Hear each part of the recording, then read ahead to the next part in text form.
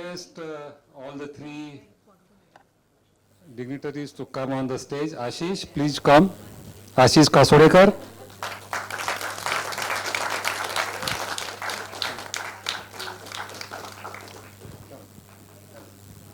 Taru Mateti.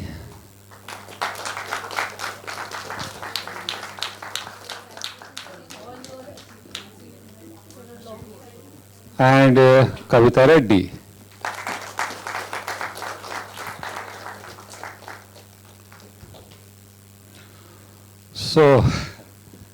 So the motive behind organizing such kind of conversation and show is to get some insight from these three distinguished individuals. They are breaking the barriers, they are achieving higher and higher aims, and always surprises with their different achievements. So we thought, let's get these three distinguished runners together, and we'll talk to them and try to understand what they get, what is the motive behind their, what motivates them to aspire for higher and break the records, and always looking for a different goal always. So, and these three are totally, if I classify, they are totally different. Ashish is like he loves extreme running. He doesn't believe in like small things. He's like, so Ashish is like extreme run. He loves Himalayas. So most of the time you find either he is running, otherwise you will find him in the Himalayas. So when I was going through his profile and I read his book, whatever time I got since morning, so he always fond of Himalayas. So if you see his Khardungla, his first marathon was in 2015 was Ladakh marathon, if I'm not wrong, right? So he started his journey from Himalaya. So next again 2016 he did Khardungla, and then 17 111, 18 1333, 19 555, right? So every year he is visiting either for running Himalayas, otherwise running or any motorbike, or he ran cycling also from some one place in Gujarat to Khardungla. So he loves Himalayas. So he is extreme thing, and he loves cruel races, extreme, extreme races like where common man can never dare to run, something different. So his territory is like global. So it believes in like means who is better, where he can do or whom he can surpass. So he is extreme, extreme runner. And Taru is marathoner, also ultra marathoner. So he is balancing both the things, right? Marathon and ultra marathon. But she believes in smashing the race. It's not like doing thing and तक रोते जाना और फिर time बहुत वैसा नहीं. So she believes in doing things with a smashing victories, or with a good timings, and she wants herself somewhere in the list, somewhere top in the list. So she always look for that, not just a finishing. And third is Kavitha Reddy. So she hates running beyond 3 hours. So she loves speed, endurance, and she stick to it. We tried to get distracted her कि comrades करते हैं, ये करते हैं, but no, she says marathon, half marathon and 10K. She's from last 10 years, she's there. So no, she never tried to distract, never tried to do something else, right? So these are totally three different this thing. One is extreme, one is moderate, and one is loves speed. So I will introduce you Ashish first in small this thing. Those who, because before this event, I was only aware about Ashish is a runner, extreme runner, long distance runner, but he has lot of other aspects also attached to his personality. So I'll just go through his what Ashish is. So Ashish started his journey as a basketball player, and he represented Pune University. So his first love is not running. He was basketball, if I'm not wrong, right? And his motto of life is think insane, stay raw. So, and ventured into long distance cycling also. He covered thousands of kilometers by cycling. He ran Khambat to Khardungla. It's like 0 to 18,000 feet height, 2,072 kilometer. And also he did cycling expedition from London to Edinburgh and back. So he was basketball, cycling, because I was not aware about this. And recently he ran 53 hours on 16 December on the occasion of Vijay Divas, 16 December 2023, last couple of months back. Last month only, you can say. And 53 hours. And in 2021 and 22, he made Guinness World Record for the most consecutive days to run marathon distances. He ran 60 marathons in 60 days. So this record is on his name, Guinness Book of World Record. And he ran as a mission low to high. He ran from lowest altitude point in Kerala by the name of Kuttunad. It is below minus 2.2 sea level to Unveiling, Ladakh, world's highest motorable road, that is 5798 meter, and it covered 4,005 kilometer over 76 days on the occasion of 76th Republic Day. So this was like unmanageable thing. He also did Badwater 135 miles in 2022. He again did World's Extreme Ultra Race, Tenzing Hillary Everest Marathon in 2022, 60 kilometer at Mount Everest. So that is one of the cruelest race you can say. He did world's cruelest marathon La Ultra 555, 555 kilometer in 126 hours, 6 hours before the cutoff time. And he is the only Indian, this is important, he is the only Indian who achieved this. And he did, before that he did 2018 La Ultra 333 kilometers. And he is the third Indian to finish that 333 kilometer La Ultra race. A true explorer of life, Ashish was one of the initial member of Harley Owners Group. So I think many people might not be aware about it. And he strongly believes in spreading happiness and positivity in the community.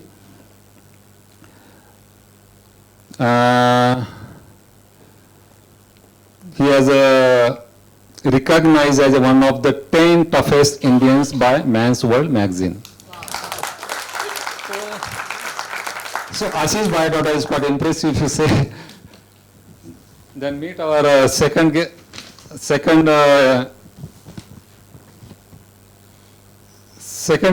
distinguished individual, Taru Mateti. She is a Fauji wife and mother of 35-year-old daughter who is working in Melbourne as an engineer director. So Taru is an ultra marathon runner who started running in her 50th year in 2023. 13, sorry. So same year I also started. So So basically, we both started almost the same time, and we were part of one running group earlier.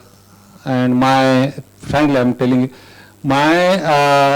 when I joined, so I used to think men were having more power than women. While running, I can. So when one day when we were running Seagard with Michael, so I thought I will cross you. When it started, I said, Taru is he older than me, and I will definitely. But till the end, I never able to cross her.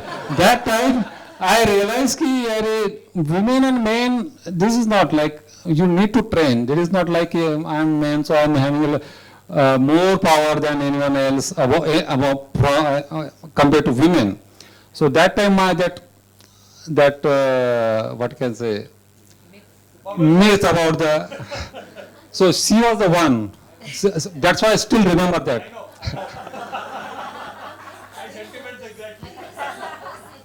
First year, yeah. So, she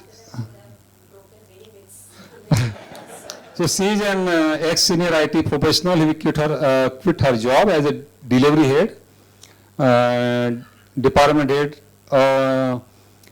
e-learning and documentation. And in 2017, to pursue her passion in running and fitness after checkered career that span over 32 years, including a college lecturer and a school teacher. Her hobbies include dot mandala, painting, learning Spanish, as well as reading. Her fitness regime includes running, strength training, yoga, spinning, occasional Pilates, and her fitness mantra is age no bar. And she has run 100 miler recently. 135 kilometer, and she has 100 miles, 161 kilometer, and she got a podium finish in the women's category.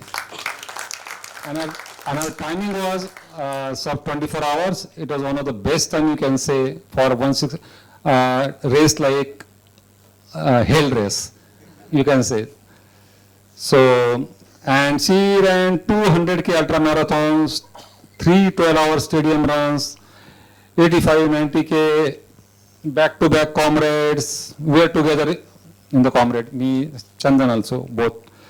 And 80K ultras at Malnad, lot of ultras, Kundalika, 50K ultra marathons, 12-hour Mumbai ultra. So she is, you can say, ultra keen. So, and she ran 16 full marathons till date, and lot of other short distance runs. So, she conducts fitness related sessions such as fitness and working women, fit for working professionals, and getting started with running for corporates and strength training. She is Taru Mateti.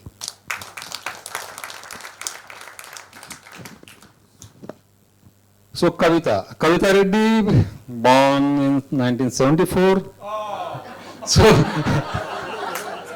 So this is 49th year, so she is trying to do something. She will surprise you in her 50th year. So expect something. So Kavitha Reddy is currently the fastest women marathon runner in India, amateur in category. So her timing is 3 hours, 5 minutes and 8 seconds. So her progress has been impressive considering she had no previous exposure to sports during her years in school and college at Anandpur in Andhra Pradesh. Studies were soon followed by matrimony, and Kavitha had become a homemaker, traveling with her husband Deepak and residing in various places in India, and finally settled in Pune. So recently she celebrated her 10th year of running last month, and during her 10 years of running she ran many marathons across India, around the world. She ran all the 6 world major marathons.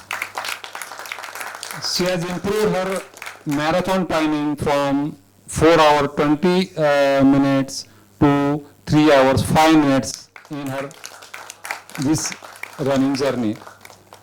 Last year she ran her second Melbourne Marathon as a global initiative by Nike to empower women and encourage women to run.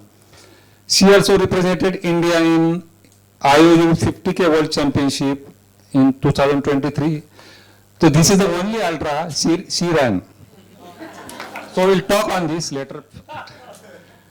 And in December 23, last month, she ran the rarest of rare Antarctica Ice Marathon.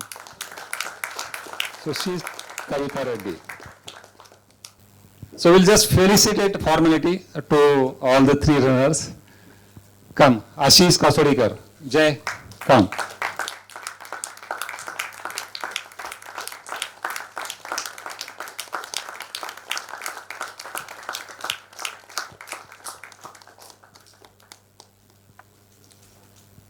Taru Mateti. Sumant, can you come and felicitate?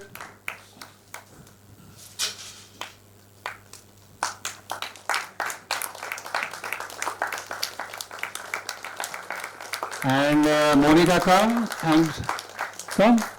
Kavitha Reddy.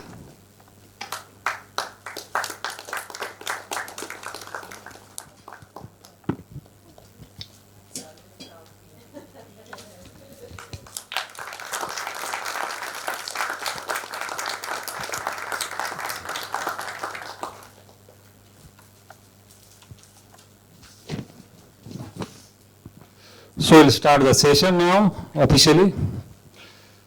So, Ashish,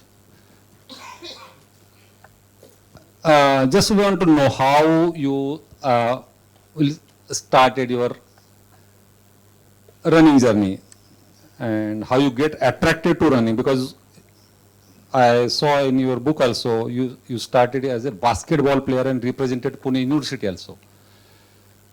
And you were, before running, you were doing cycling also, driving bikes, Harley Davidson. So how you get attracted to running? What was that? Good evening, everybody. Good evening. Nice. So basically, Pranosh, what I was doing as a childhood, always spending time on the ground, I never stopped doing that. I was continued what I was doing. Basketball is a team game. Basketball has taught me a lot of things. And similar way, I got into running. It is an individual sport, but I have converted that individual sport into team game again, because all my activities, if you see, low to height, 60 days, 60 marathon, there is community building. So again, it's a team game. The transition, if you say basketball, I'm still in touch with basketball. My first love is still basketball. But 2013, similar journey, I think we all have a similar journey. 2013, PRBM had an event in BMCC ground, and I was part of that. I was playing basketball, so I was comfortable running. There was no problem of me finishing 15 kilometers. And it was from BMCC ground to Chandni Chowk, the petrol pump, take a U-turn and come back. So there was a wonderful atmosphere there, because there was Zumba warm-up session and there were pretty girls around. There were a lot of things happening in that particular atmosphere. And marathon is the only event where, everybody's rewarded. You come to the finish line, you get a medal. Of course, we don't run for medals, but then it always gives you a feel of accomplishment. Like, you've done something and you get a medal for yourself. So that was a great satisfaction. And I got an opportunity to run my first 21 kilometers in Mumbai. And Mumbai Marathon is something different, because Mumbai has the energy. It gives you tremendous energy. So I ran that 21 kilometers. I was very, very happy to be part of that Mumbai Marathon. There were so many people around and they were cheering on the road. Everything was absolutely amazing. We were standing on the finish line and we could see so many people finishing, like people who were absolutely fit, looks fit. They were there. People who were a little on the fatter side, they were finishing 42. So there were all types of people who were there at the finish line. And I said, this is something really nice, that I must come back again to do a little more. And that's how I got in touch with running, and slowly I got into marathons and then ultra marathons. And it just went on. Why first Ladakh marathon? Because I was reading your book, so there were Amod, you met Amod there. Yes. And Amod said ki, I will do. That was a fantastic reaction. Amod, we all know Amod. Amod is a wonderful runner and is a very close friend dear friend of mine. And Amod, we met each other for the first time. And he looked at me and said, "What's wrong with him? Who's this mad fellow? Why is he come to Ladakh to do first marathon?" So he looked at me like this. And I looked at him because I didn't know what fast running is all about. So I said, I just heard Amod's name. I said, he's a good runner and he's going to do that, whatever. So we had good conversation. We had nice lemon honey tea in Ladakh and we shared good stories and we became friends. The important was to respect everybody's hobbies or passion. Yeah. And that's how, so it was a nice thing to meet Amod and to share his, I learned a lot of things from Amod. Oh. Yeah, I know. Taru, how you came into running? Okay, so I was a total non-runner. He mentioned that about Kavitha also. I had never run ever in my life, other than maybe 5-10 minutes on treadmill before the strength training sessions. But in the 50th year, there was some kind of a competition in the gym where I did well in all the other things except running on the treadmill, obviously, because that was not my forte. And then I said, I can do so many things, why can't I do this? So I thought I'll run 10 kilometers in PIM.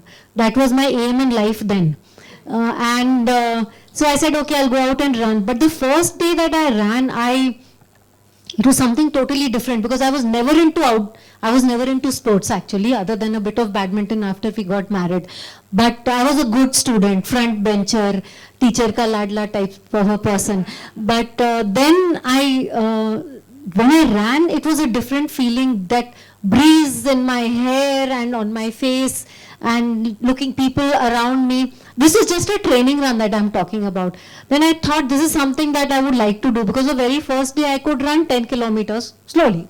And then, as he said, the events come in, and once you start running events, my first event was the Hyderabad half marathon. And there, by chance, I got lucky. I mean, I've always gotten lucky because I belong to that age category where there are very few women running. So I got a podium there and I said, "Arey wow, I can get a podium also." It was something that really charmed me a lot, a medal and a podium. One run, you get two things there. So that's how it started. And then it was about meeting people and going to different places. And the fun that we were having. We used to run together back then, and I could run with them back then. Now I can't. So that's how I got into running. Basically, I think it was kind of a freedom for me, a kind of liberty. It was a new life I was getting. I'd never been outdoors. So that feeling of being outdoors is what I loved the most. Great. Kavitha. Same question. I think now I believe in destiny. I think destiny is where we got into the running, I feel, because for me, being a mother and a homemaker, so I felt getting into a healthier lifestyle was what I was looking into, and how to make the time I had in a best utilized way. So for me, when the kids had grown a little more independent and when I got time for myself, I didn't know how to channelize myself because I wasn't working, so I was more of a homemaker. I was happy being a homemaker, but I had time, but I didn't know how to keep myself occupied and that time where I can do something for myself. So that's when I got to know about marathons, which for the first time when I heard about a half a marathon, I didn't even know what the distance was. And that to one of my husband's friend. So she was doing a half marathon somewhere when we met together. So then she said, and I said she was older than me. So when I felt like when she could run at this age, so maybe I can try running. It's may not be a half marathon or whatever distances, but I thought I can get into a running as a lifestyle changes. So because I have had a family history of arthritis with my mom and had a thyroid, so I was just diagnosed by thyroid then. So just figuring it out to keep myself in the healthy mode. So I just thought, okay, let me do something for myself. So that's how the running started. But yeah, that first day, as she said, even I did a 10K on the very first day. So which was quite comfortable. It was very accomplishment. I went home and just called up Deepak and told that, okay, I have. So for him, it didn't matter much. So, but for me, it was a big thing. So it's like on the first day, I did something great. I think, yeah, see, somewhere you get that high when you do something which you have never done before. So that high kept it going. So, and the kind of a discipline maybe my parents have got me in, that was the only thing I can say, that the discipline of like in lifestyle discipline basically. So my father never let us sleep beyond 6 at any of the time. For me, after getting married, that was a luxury to sleep beyond 6 o'clock or whatever it is. So that discipline was instilled. So maybe if I start something, so I always been doing consistently. So the consistency is where got me where I am today, and I'm enjoying that because it was giving me more of a kind of something to look forward to. So for myself as an identity, so now people know me as my name as I talk to you and all around with you. So something for myself, I'm doing something for my own self and for my own happiness, for my own joy, rather than keeping others around. That's the family beyond the family. So it was keeping me. So that's how I started into running, and we all have started together only. So three of us, I think, are more together than Ashish knowing us more now. Yeah. Thank you. So, Ashish, so what triggered you to run distances beyond marathon? Marathon tak theek hai. So what triggered you? Like why? How are you attracted to ultra running? And the psychology behind running longer and the most difficult foot races in the world means, why didn't you believe in something? You know, why always ultra? I mean, why you attracted towards ultra? I never attracted to ultra, though I ran a couple of, but I thought that marathon is my forte, so I stick to marathons. But what was that like? You See, ultra running, basically, it's not that you decide to do it. You fall in love with long distance running. It automatically happens. Because when I did my 42 kilometers in Leh, I saw people finishing 72 kilometers in Khardungla challenge. And that is, I'm talking about 2015. And when I see people doing something, pushes their limits, and that always attracts me. Or rather, you can say that I always look for options to go back to Ladakh to do something. And when I saw the Khardungla challenge happening, I said I must come back and attempt this. The similar way, different challenges. So I like to push myself, check how much I can push myself, and it's basically to fall in love with the itinerary. And when you do long distance running, you try to understand your body very well. You know yourself very well. And I think that's the best thing to happen, because when you understand yourself, you have a lot of targets to achieve. And when you're ready with the focus, when you're ready with the goal, then small things remain small, they don't become big, and then you achieve a goal. So I think ultra distances have made me very calm and composed. And I just love to be with myself, spending time in that Himalaya region, looking at the stars. That's a wonderful feeling. So it's basically love about being with yourself. Yeah. Wow, very good. Taru. So Taru, you are the one who is managing both marathons and ultra marathons. So my question is, what excites you more, like marathons or ultra marathon, and why? Okay, definitely I would say ultra marathons excite me more. Since last 2-3 years, I've been doing marathons only as training runs, leading up to ultra marathons. so definitely it's ultra marathons, and the reason is twofold actually. One is a compulsion, as in when I was running fast, I was running reasonable. I mean, I could do a 50-minute 10-kilometer run. I reached that level. Yeah, but you are always on the podiums. Well, I told you, I got lucky with age.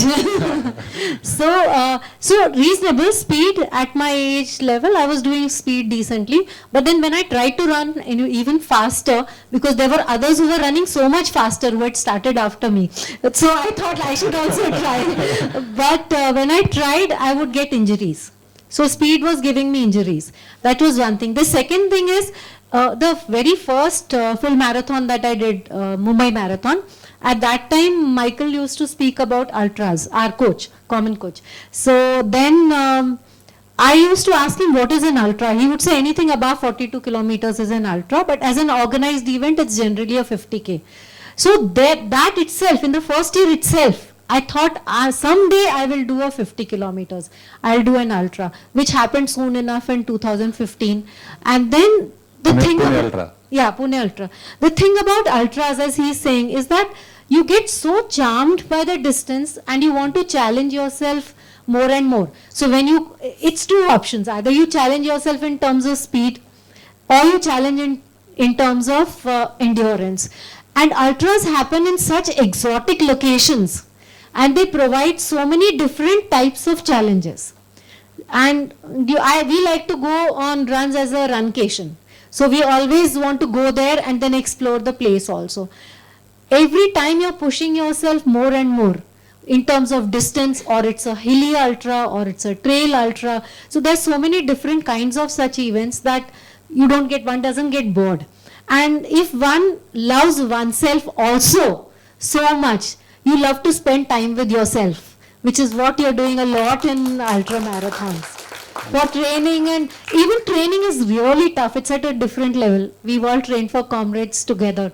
We've seen it takes you to a different level. You grow so much as a person. He's talking about patience. That's one thing. When milk boils over in my house, I used to get so frustrated to wipe it. Now I'm very cool and composed. दूध गिरा है, धीरे-धीरे से पोंछ देंगे. So it trickles down to that level. So that's why I love ultra marathons. Oh, thank you. So then, question to you. Why do you never get attracted to the ultras?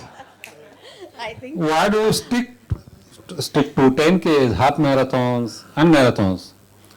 And why do you prefer speed and not distance?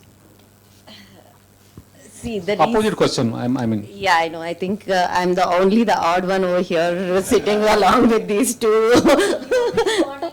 Please, accomplished. There are many accomplishments in your both the list, so not many in my side. But yeah, that's not the part. But yeah, there are a couple of reasons. I said once, as you said, I enjoy speed as of now. So because that's where I got into running. So it's like in the initial year itself, I got to get to decently better speed in the sense ki not in the earlier years, but at least I enjoyed that kind of a push, a challenge coming out from where to any goal or anything. So that was what attracted, and that's what I was enjoying as I started running. So that went on. So with every run, then when I kind of signed up to world majors or whatever, with each run I started pushing myself in that perspective to kind of better myself with every marathon which I did. So that was what was challenging me, that was what was giving me high. So the speed is the one thing which is still makes me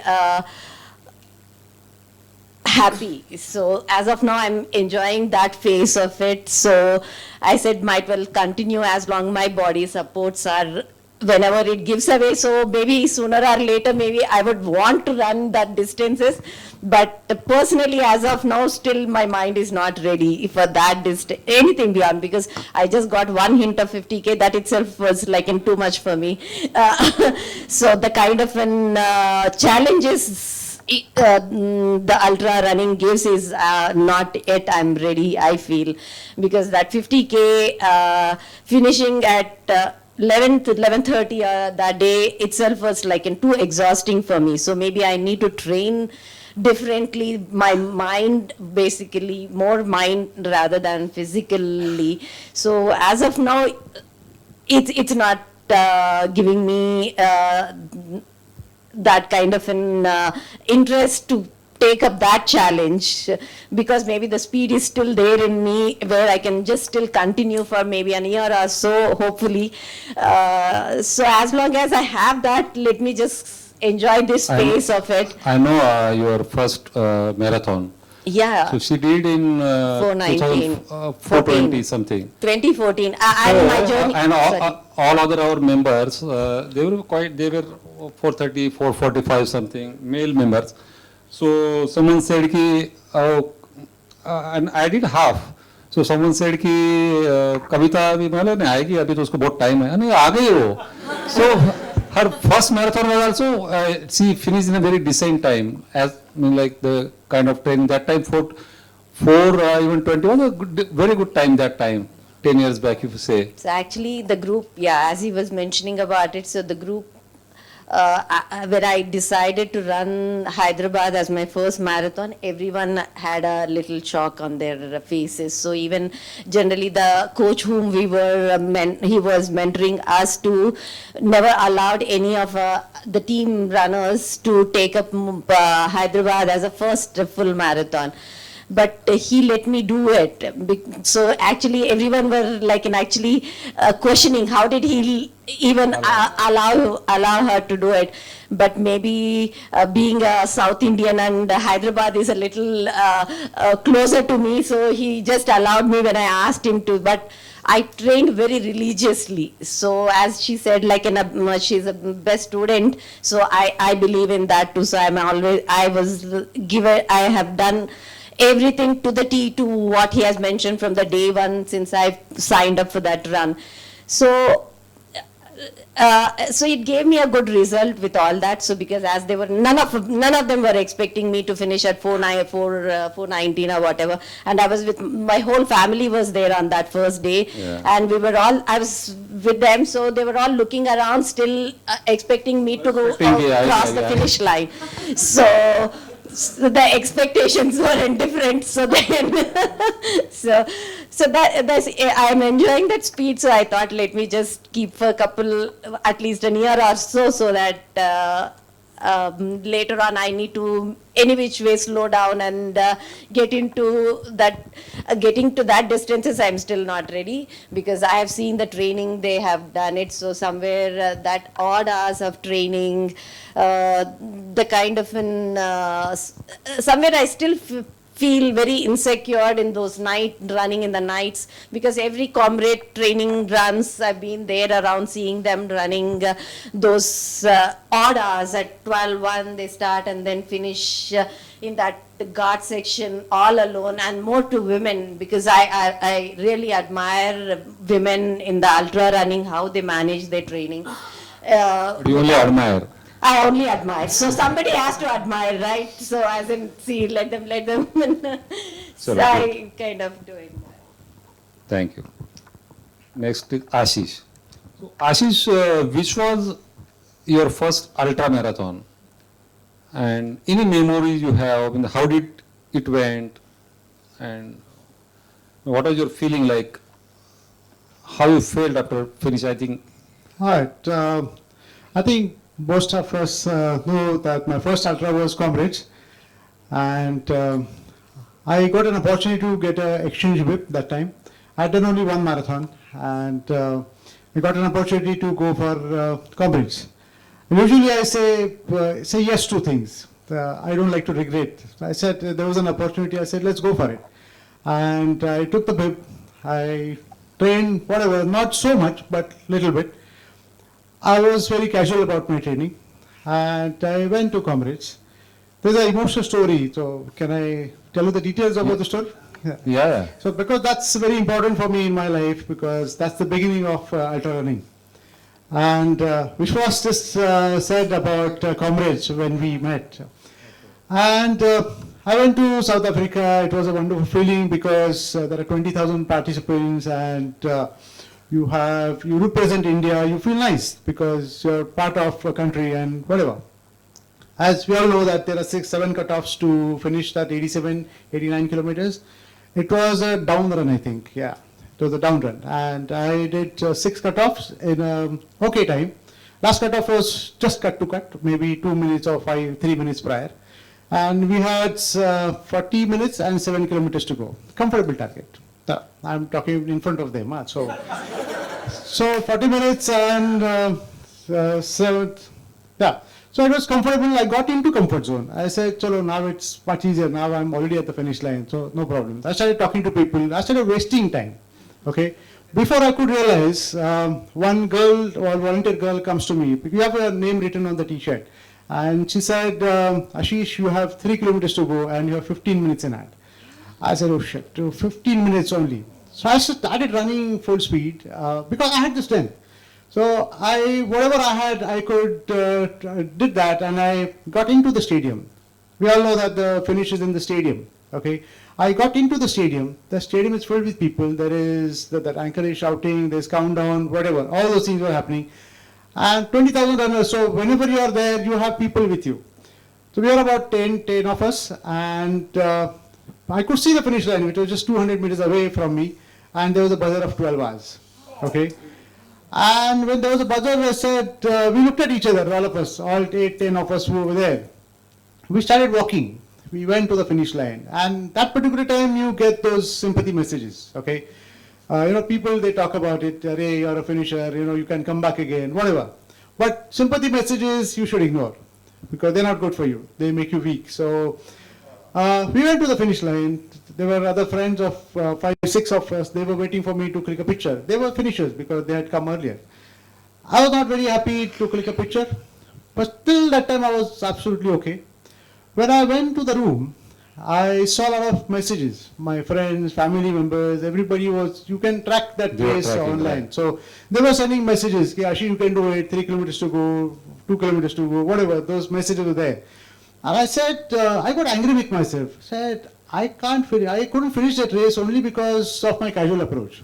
It's not that I was not fit enough to finish that race. It's only about the casual approach. Not serious about it. Yeah, as I said, I'm spending money going all the way to South Africa, representing India because there is a name of your country. And I couldn't finish the race only because of my casual approach. I said, this is not done. I better be serious about whatever I do.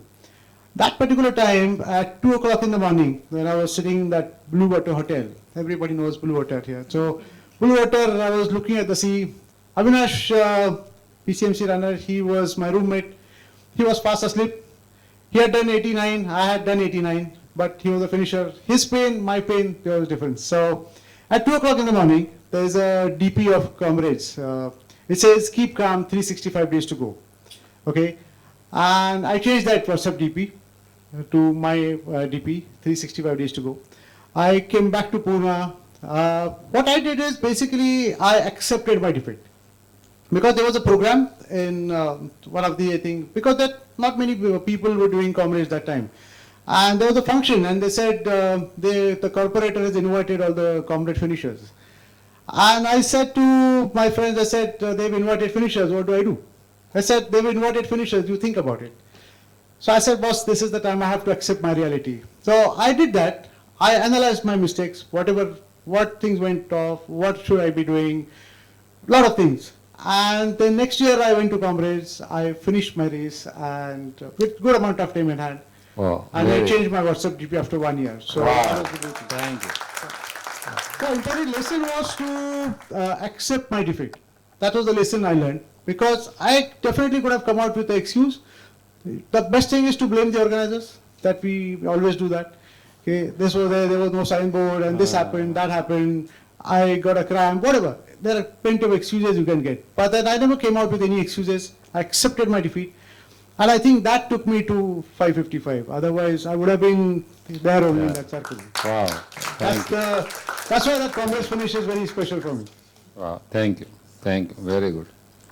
So, what about Taru? How you have turned towards ultras? From running marathons to ultras. We have seen that change from very close. What was the trigger point? Let's shift to ultras.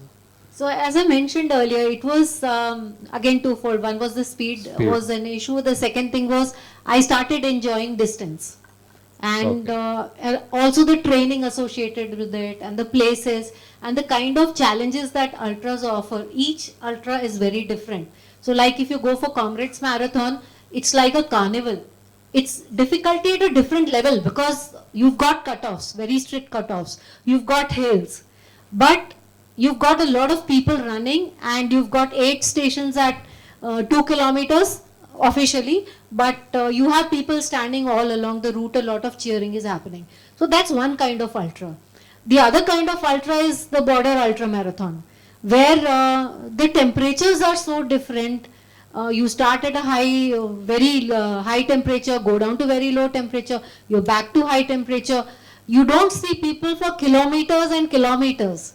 You're running alone in the dark. 8 stations are at 10 kilometers. You're carrying a lot of stuff. So each ultra, there are a lot of ultras that happen as trail ultras. So each of these factors, the kind of challenges that one faces, the multifold challenges. Still you love ultras, right? I still love ultras. Because I've seen your border ultra race report. You have to wear 2 layers and then again to come to the single layer, carrying water and torch. Lot of things you need to carry. Yeah. So that is another challenge, which is very different from the challenges that you would face in any. I don't mean to say that up to full marathons are not difficult. If you ask me, the most difficult run for me is a full marathon. I find ultras very easy. I find full marathons very difficult. So in ultras, for any run, even full marathons, you have to train for what you're going in for. So, and I feel that I said I was a good student in school. I'm still a very good student. I feel that you have to be dedicated, you have to be consistent, you have to follow training plans. You have to run at different timings. All this has to be done to be a good ultra marathoner. Just as it is important to do different kinds of speed runs or hill runs or whatever, which Kavitha can talk more about. So I feel that ultra marathon brings us so much of diversity, exposes us to so many of our own weaknesses and strengths, and builds that kind of resilience.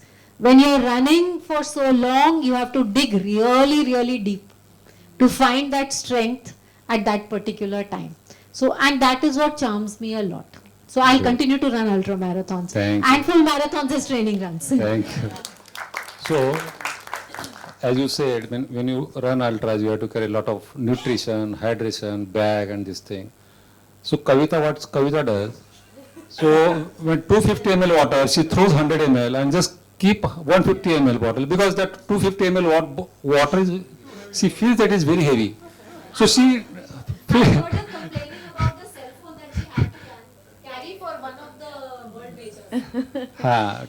Yeah, at the end it all works what you're trained for, as you said. So it's each one's mind trains in that perspective of what you are looking for. So my question is, when did that thought came to do 6 world majors? Means which one was your first world major and any experience you can share? First thing.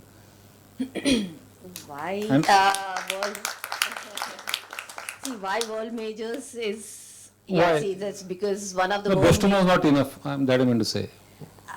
Yeah, that's what I meant. So as we said, like Boston was the when we talk about the speed, because Boston has something which has the difficulty to kind of get into the race because of the qualifying timing. So as I said, like Boston is something which I didn't even know until 2 years of my me into running. The first time when I did my sub 4 marathon in 2015.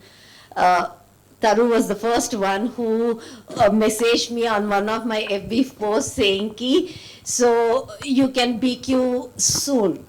I didn't know what BQ mean, so I was very kind of an I didn't had that much openness or whatever curiosity also to ask what is BQ. Though I didn't know, I didn't even Google, I didn't even do any kind of those stuff to know also. So there was no curiosity also, but I didn't even wanted to check also. So she said something, okay, maybe something, so I just left it there. So that didn't get into my mind, but as we spoke about it later on, knowing somebody he just finished after few more months, then I got what BQ is finally. So then when I did my first sub 4, that's when I thought, okay, maybe I can just improve myself on the timings. So that's where the world majors came in. So to qualify even to the Boston too. So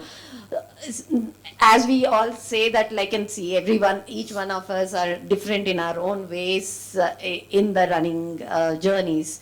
So each one wants to challenge themselves for certain things. So for him, it's something as in distance wise. So the 555 is not somebody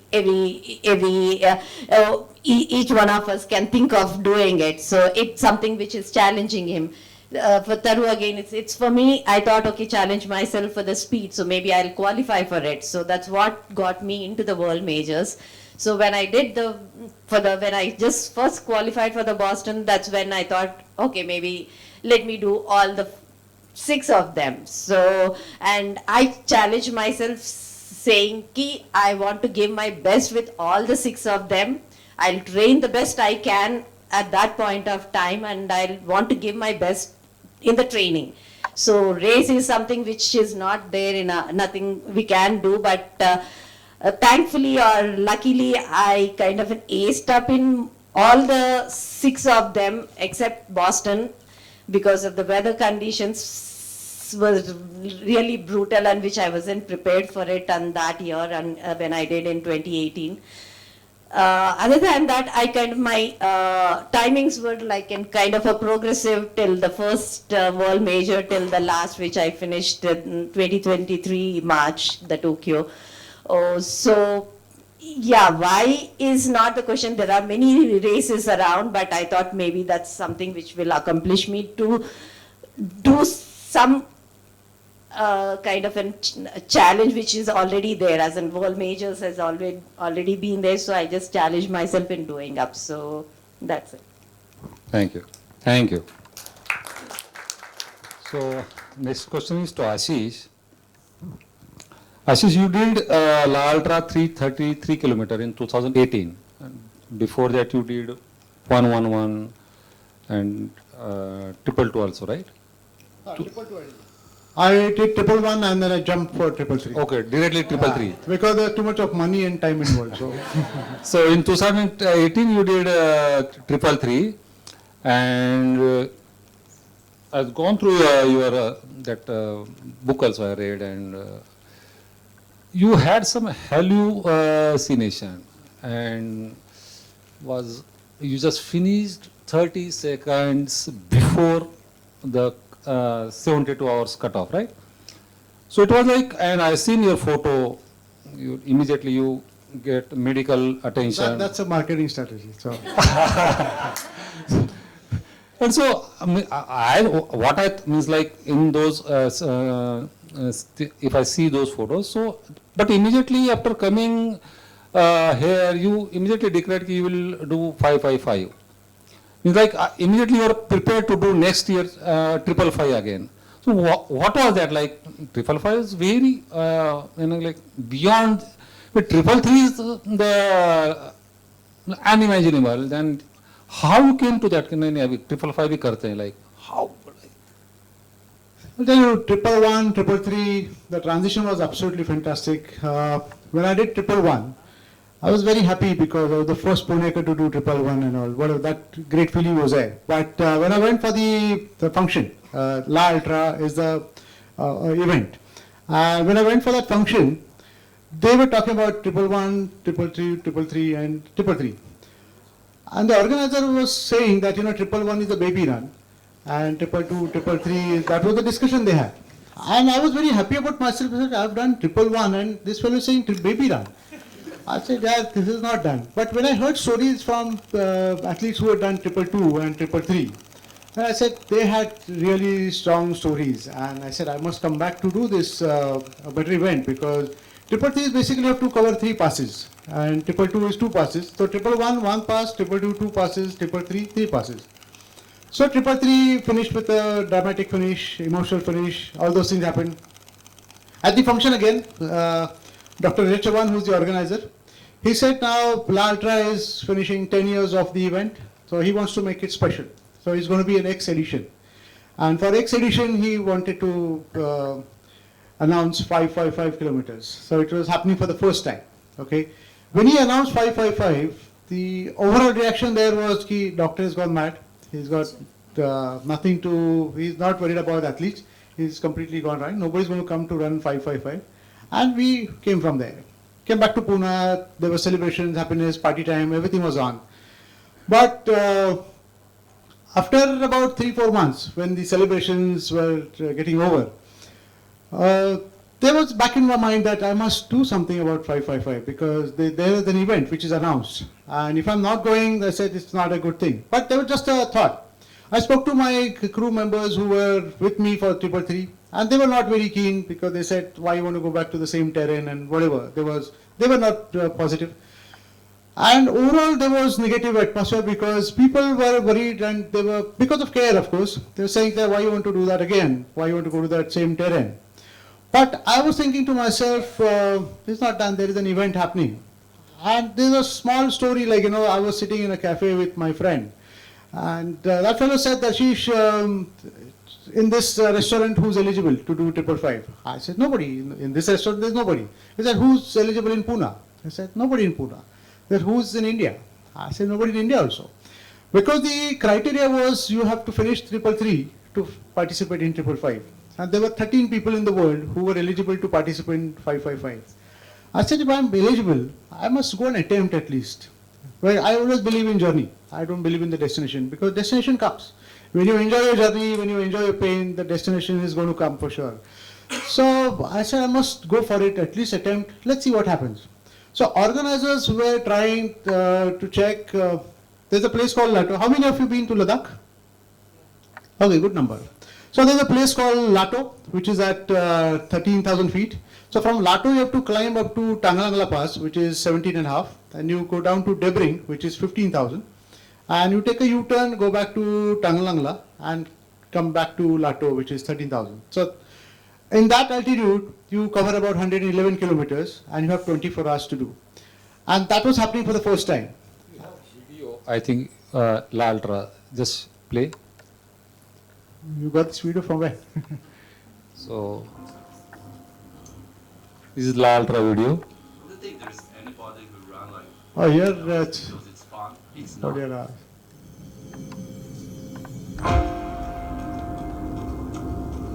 Ile miesięcy trenowałeś do boksa?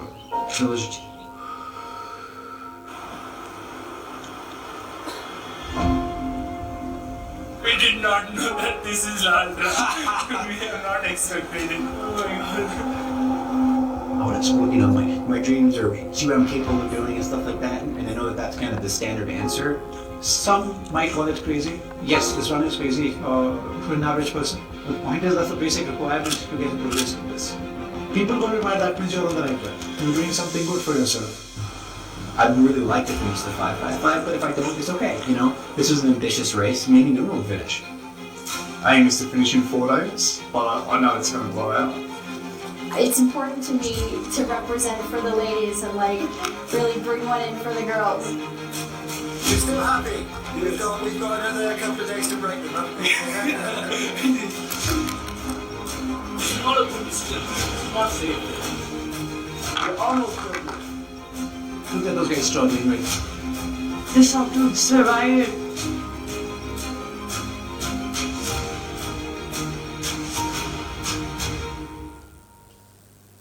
So that's La Ultra. This time, 555 was actually the cruelest event because we had snowfall. We had, when there's a fresh snowfall, it's nice to get into that snowfall. It is good when you go for your vacation. But when that snow gets converted into black ice, it's very slippery. And I must have fallen at least 35 to 40 times when I was going up from North Pulu to Khardungla and then down to South Pulu. That was a dangerous patch. They call it as a dead zone. So we had the black ice and a lot of things happening, and that's how it became a cruelest marathon. So a wonderful activity. Yeah. Crazy thing, but yeah. So Ashish is the only Indian who finished this 555 La Ultra. And I think this last year didn't happen, La Ultra, right? La Ultra didn't happen last year. So I think they have coming out with some new concept or something. Okay. So if you don't mind, I just want, can you share something like 333? You finished few seconds before the race. When I was reading, there is mentioned somewhere I read की एका मुलाकडे बघून तुला hope आला. What is that? Can you share it? Means what was that like? एका मुलाकडे बघून you got some energy and you finished. You got some. Actually, that's not the only reason because there were a lot of things happening that time. All these things were happening at 332 kilometers. See, what happened is when I crossed Tanglangla Pass, I had to go down to Debring, about 20 kilometers, to finish my race. And 333 was the first big event in high altitude. So there were a lot of things we were learning, my crew team were learning, and a lot of mistakes we did. We tried to overcome those mistakes later on in 555.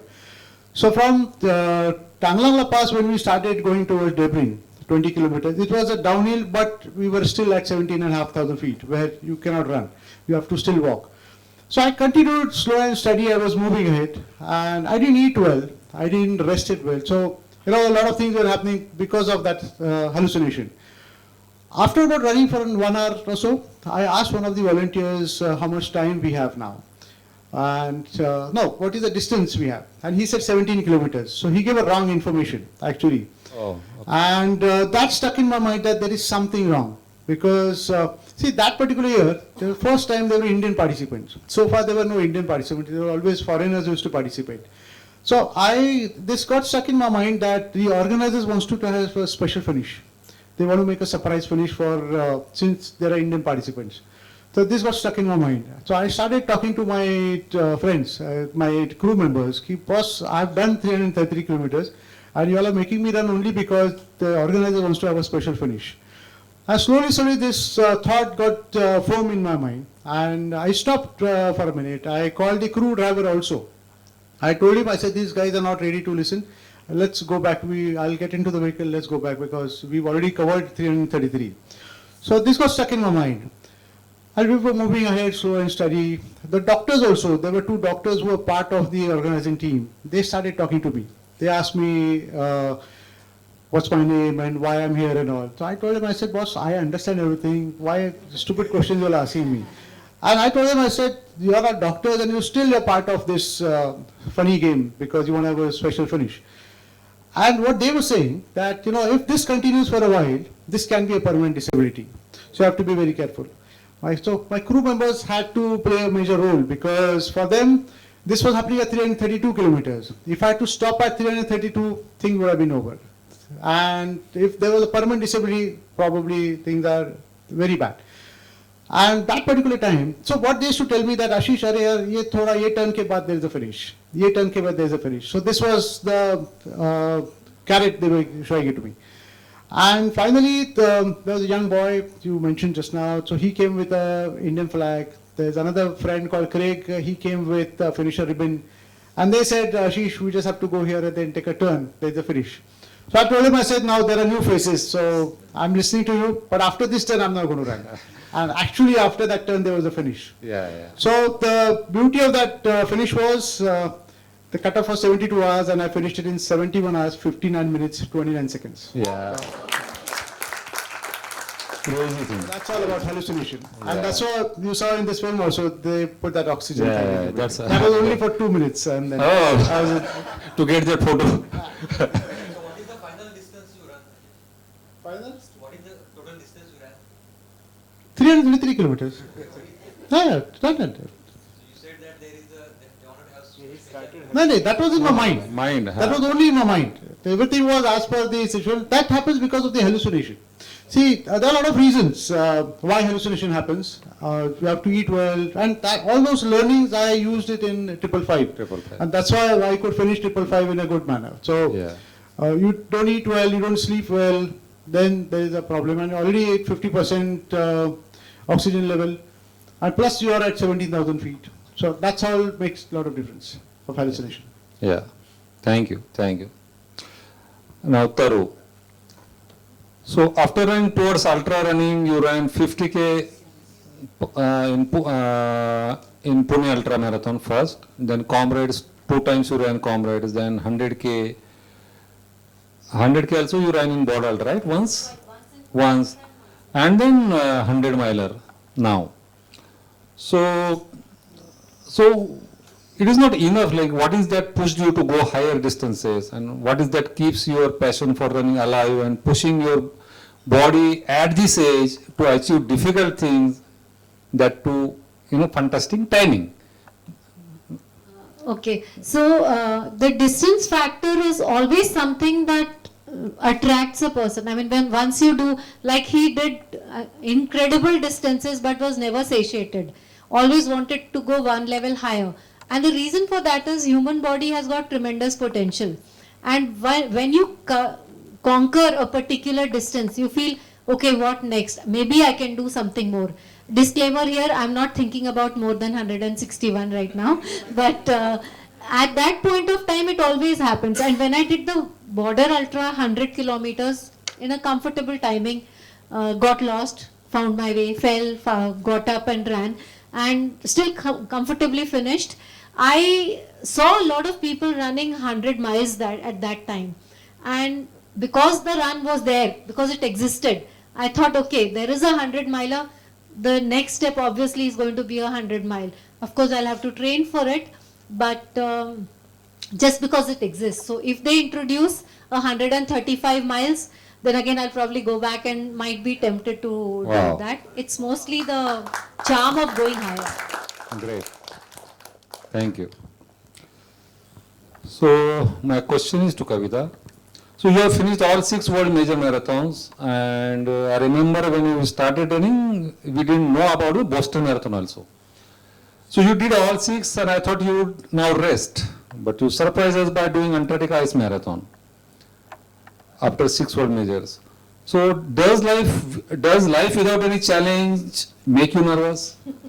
What is that like? What is that factor mindset that always you pushes you to shatter boundaries? You need always goal, like kuch to chahiye abhi aage. I think most of the people sitting here are all runners. I don't think anything will make anybody nervous so now, because you are prepared for certain things. Its only thing is like, see, unless we don't have any goals or target goals, so just a casual running only will keep you fit. So anything to challenge yourself has to have some goal, some target set for yourself.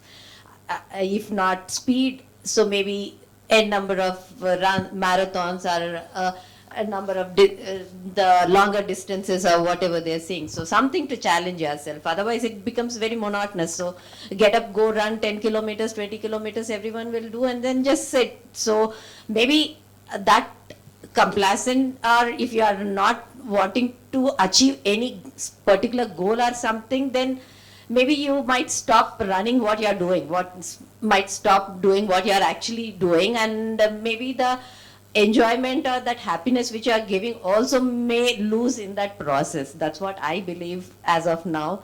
So something to look forward, something to keep you going, something to achieve, basically gives you happiness. So we all do for our own happiness, not to make others around happy. And basically, the others are the families tired of seeing us basically getting into a race one after the other. Rather, they are not so keen to look forward to or whatever. But we are doing more for ourselves. So the more challenge is for yourself, so to get better, to go, to set target, to keep you going basically. So something to look forward every morning, to get up and then go out and then train for something, give your best and achieve something. So now what is the target?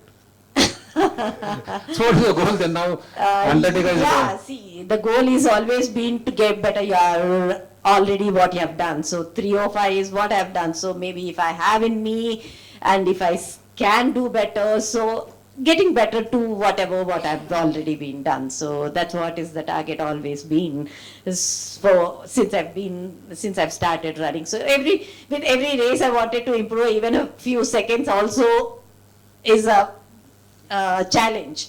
To maintain the same fitness level for a particular period of time also is not easy. So keeping that challenge in you, to keep that, because you are not aging reversely, you are aging ahead, so you are getting older only. So the challenge already comes with it. So and then you are challenging yourself to stay at least there to what you have done, and getting better from there itself is a challenge. So that itself is a challenge. Chalo, thank you. Hopefully on your 15th birthday we'll see some 5 minutes slashing. 5 minutes is a little too much to ask for, but I would be happy if I can do it. But let's see what's in store. So hope it doesn't go reverse way. Chalo, thank you. So my question is to Ashish. So year 2022 was a milestone in your running career, if I'm not wrong. 26 Jan 2022, you made world record of running 60 days, 60 marathon, Guinness Book World Record. 29th May 2022, you finished the world's highest extreme ultra race, Tenzing Hillary Everest Marathon, 60K at Mount Everest.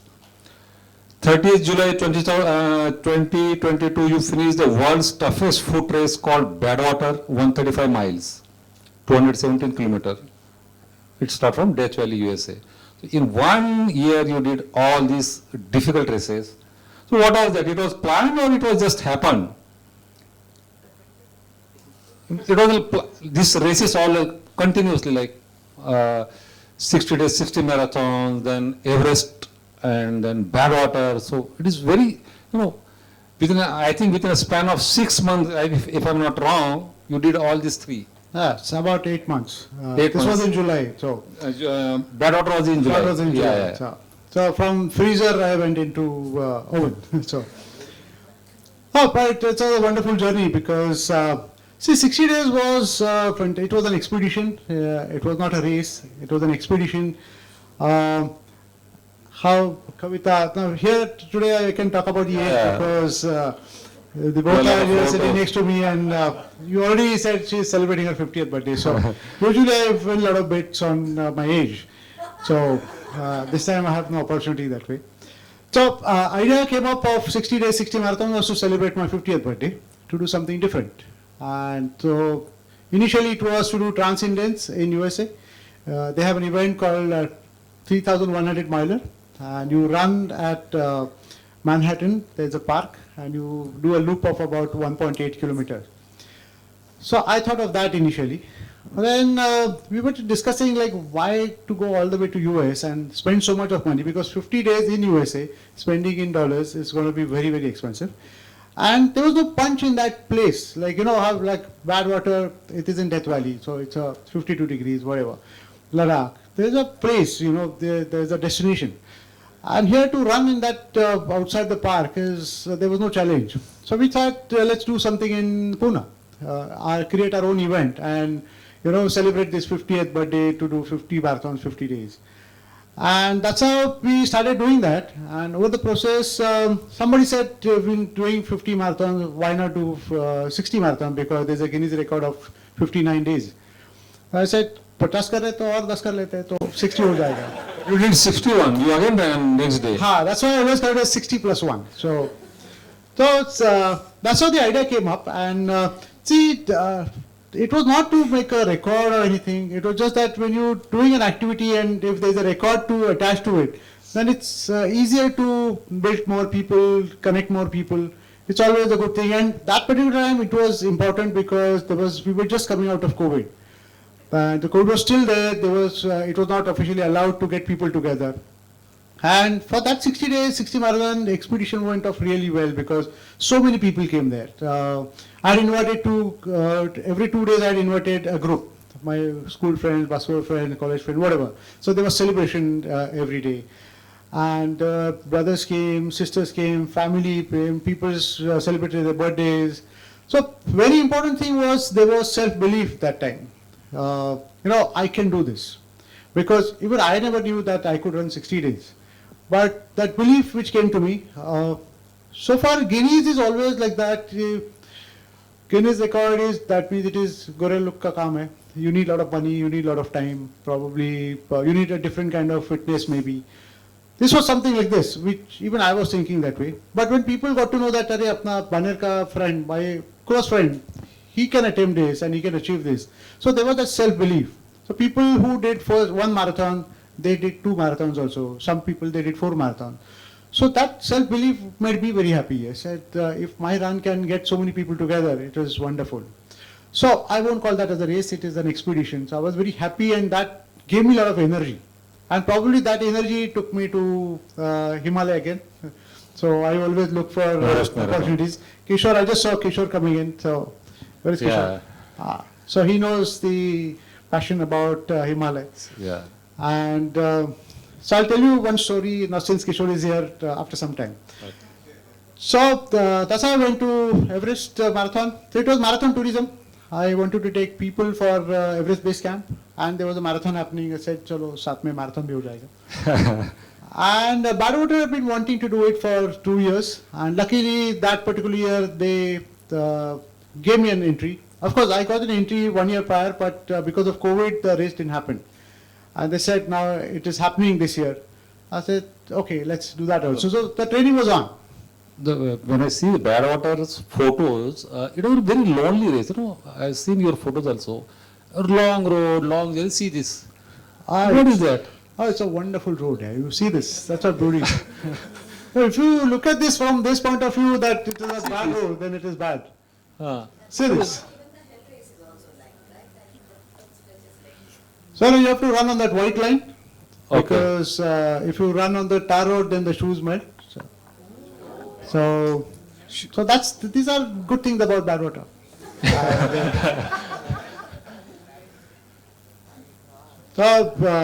Hydration, you have to keep yourself hydrated all the time because you just keep a water bottle with you and just in 500 meters probably the water gets hot. And so it's a different event. It is wonderful.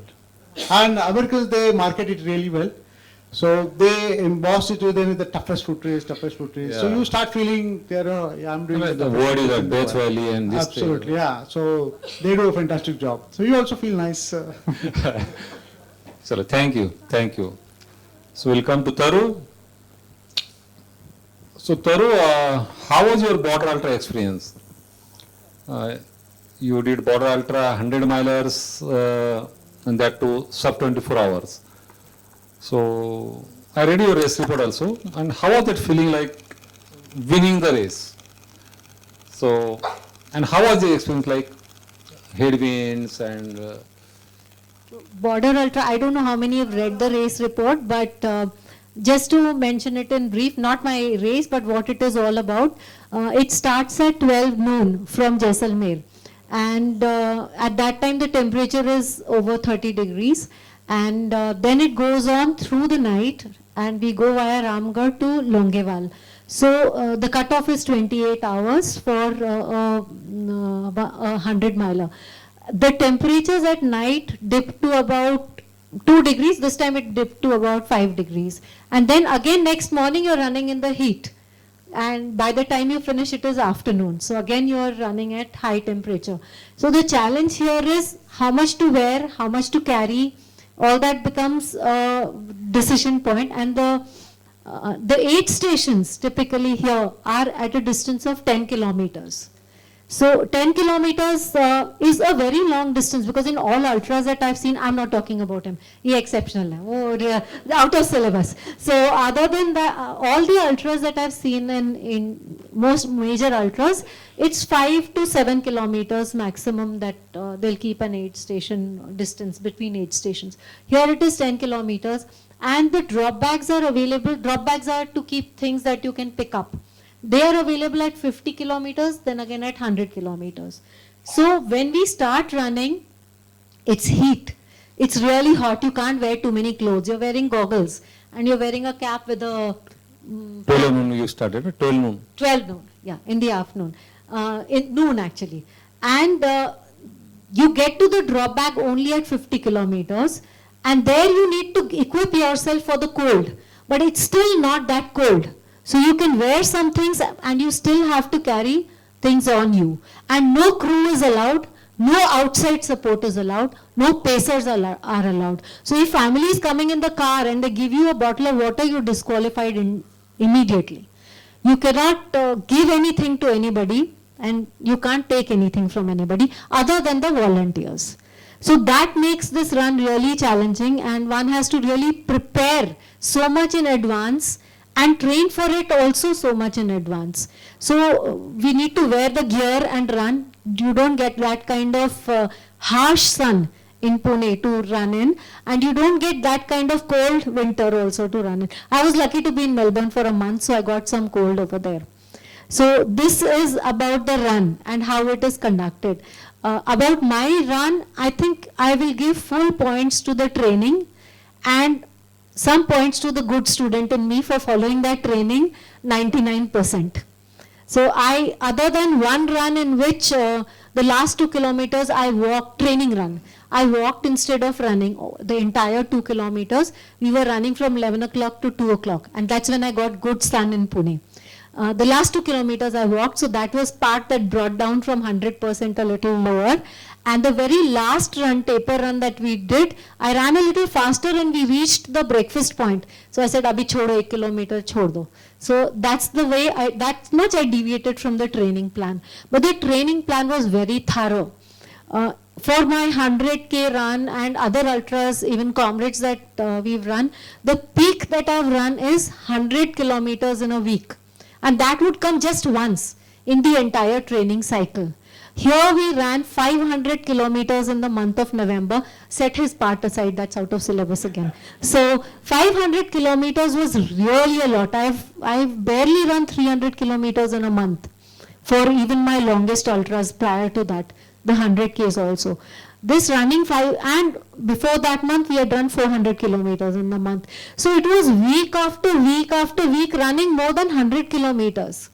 And that was really fatiguing, but the way we could recover from it, get massages, do yoga, all that made me grow so much as an endurance runner that sometime later maybe I can think of bigger challenges. Now coming to winning the run, I had gone with the intention of finishing it because 100 miler was totally an unknown territory. And the first aim in the mind of a runner is I should not get a DNF. So 28 hours was the cutoff, and that is what I went with. But roughly we thought, chalo, if we finish 50K, leave the 50K aid station in 7 hours and leave the 100K aid station in 15 hours, where the cutoff was actually 16, then we will definitely be able to finish in 28 hours. I left the... What was your best estimate to finish this? So that is what, it was 28 hours to finish, but then I left the 850. 28 hours was the timing given. What is your... उस time वो 28 ही था जब start किया, but then I left the 50K aid station in 6:45 instead of 7, and I got my 100K PB in this run, and I left that aid station in 13 hours 45 minutes instead of the 15 that I had thought. So then I said, up to 26 ho jana chahiye.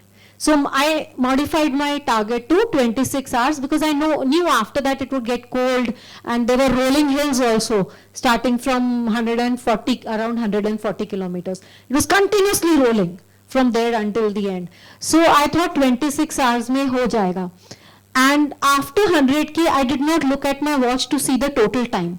My aim was every kilometer should be less than about 10 and a half hours, 10 and a half minutes, or up to maximum, up to 12 minutes tak koi khich gaya because of aid station or taking off some clothes or wearing some clothes, things like that. So my target was every kilometer should be less than this much, just that I was looking at.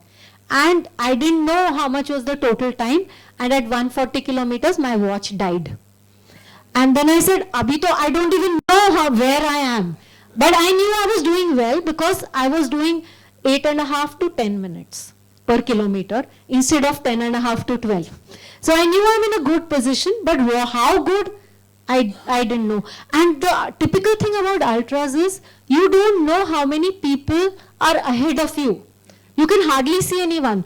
And you don't know where you are in your category, or as in women, how many women are ahead of you, and there are no age categories. So and nobody runs an ultra with the, I don't run an ultra with the intention of winning. And most people run ultras with either some time target in mind or just a finish in mind. So it's not a podium or a winning that is there in mind. In my case, there wasn't even a timing in mind until I crossed the 100 kilometers. So when the watch died, I thought, shayad cell mein charge hoga. I took out my cell phone. I hadn't picked up the battery backup at 100K. And my cell phone had also died. So I had no clue what pace I was going at, how much time I'm going to take to finish. Only at 150K, one runner crossed me and he said, अब आप चल के भी करोगे ना ma'am तो आपका sub 24 हो जाएगा. And another person said at around 148K that ma'am, this is part of the race report also, that ma'am, you're leading, you're coming first, the other ladies are very far behind. So I said, but are more interested in the others. But see, the thing that came to my mind was, how does this guy know I'm lead? He's coming from behind. How does he know that there's no lady in front of me? And how does he know that the other ladies are very far behind? For him to know that, he must have crossed them, so they can't be that far behind also. So I didn't trust, to be honest, I didn't trust him that much. Even at 100K, one of the organizers, the group that takes pictures, their head had told me, you're second. But I thought he's just saying that to encourage me. And I overtook one lady at 102 kilometers. I said, no, there's definitely more people ahead of me. It's not possible. And podium was definitely not in my mind. Any position, no position was in mind. And only thing that I was happy about was to know that I could finish probably in less than 24 hours.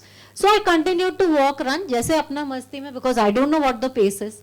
Only the last 3 kilometers I ran faster than I ran the first 3 kilometers because I wanted to finish strong. And then when I reached there was that ribbon. So when I saw that ribbon, I said, okay, this guy had told me the truth. You have your video finishing wala.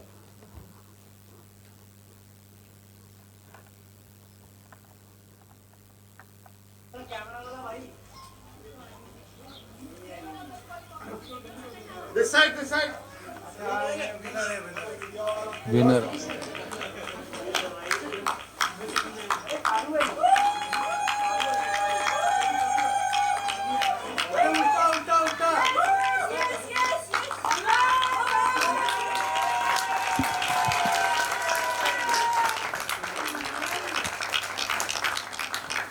So that person is Vishwas, he's the race director, and he has a very typical style which some people think is rude, but he's very straightforward.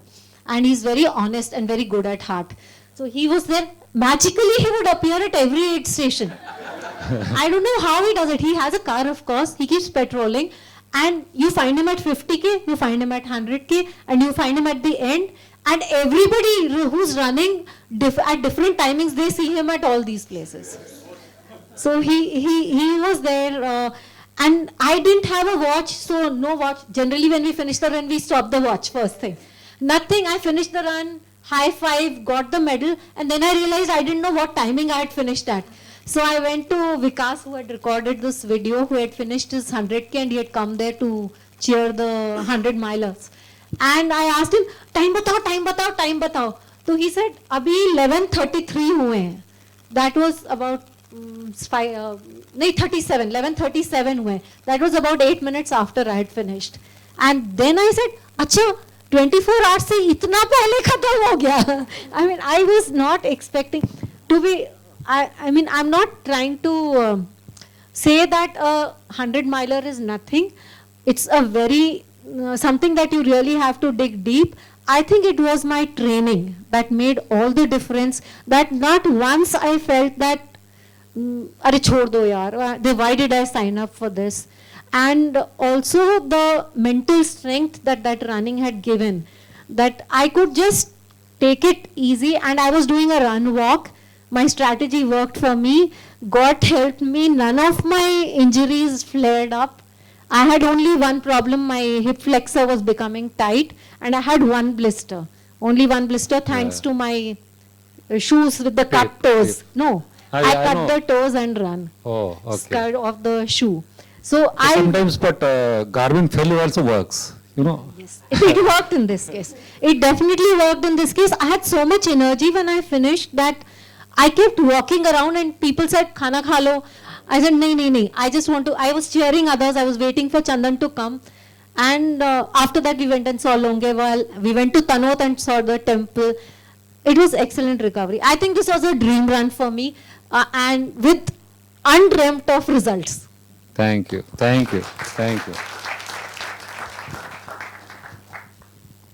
So, Kavitha, how was your Antarctic ice marathon experience? Can you please share?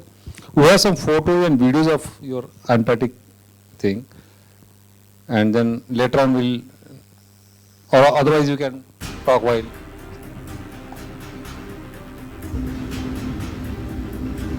Passengers, welcome to Blue Ice Runway Union Glacier.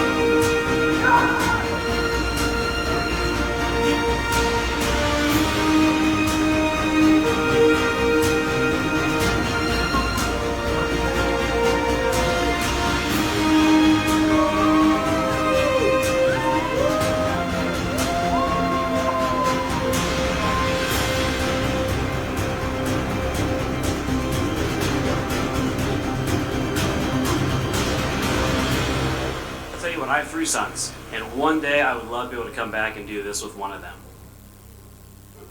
Yeah. The photos also, no? This, show this. There are some photos.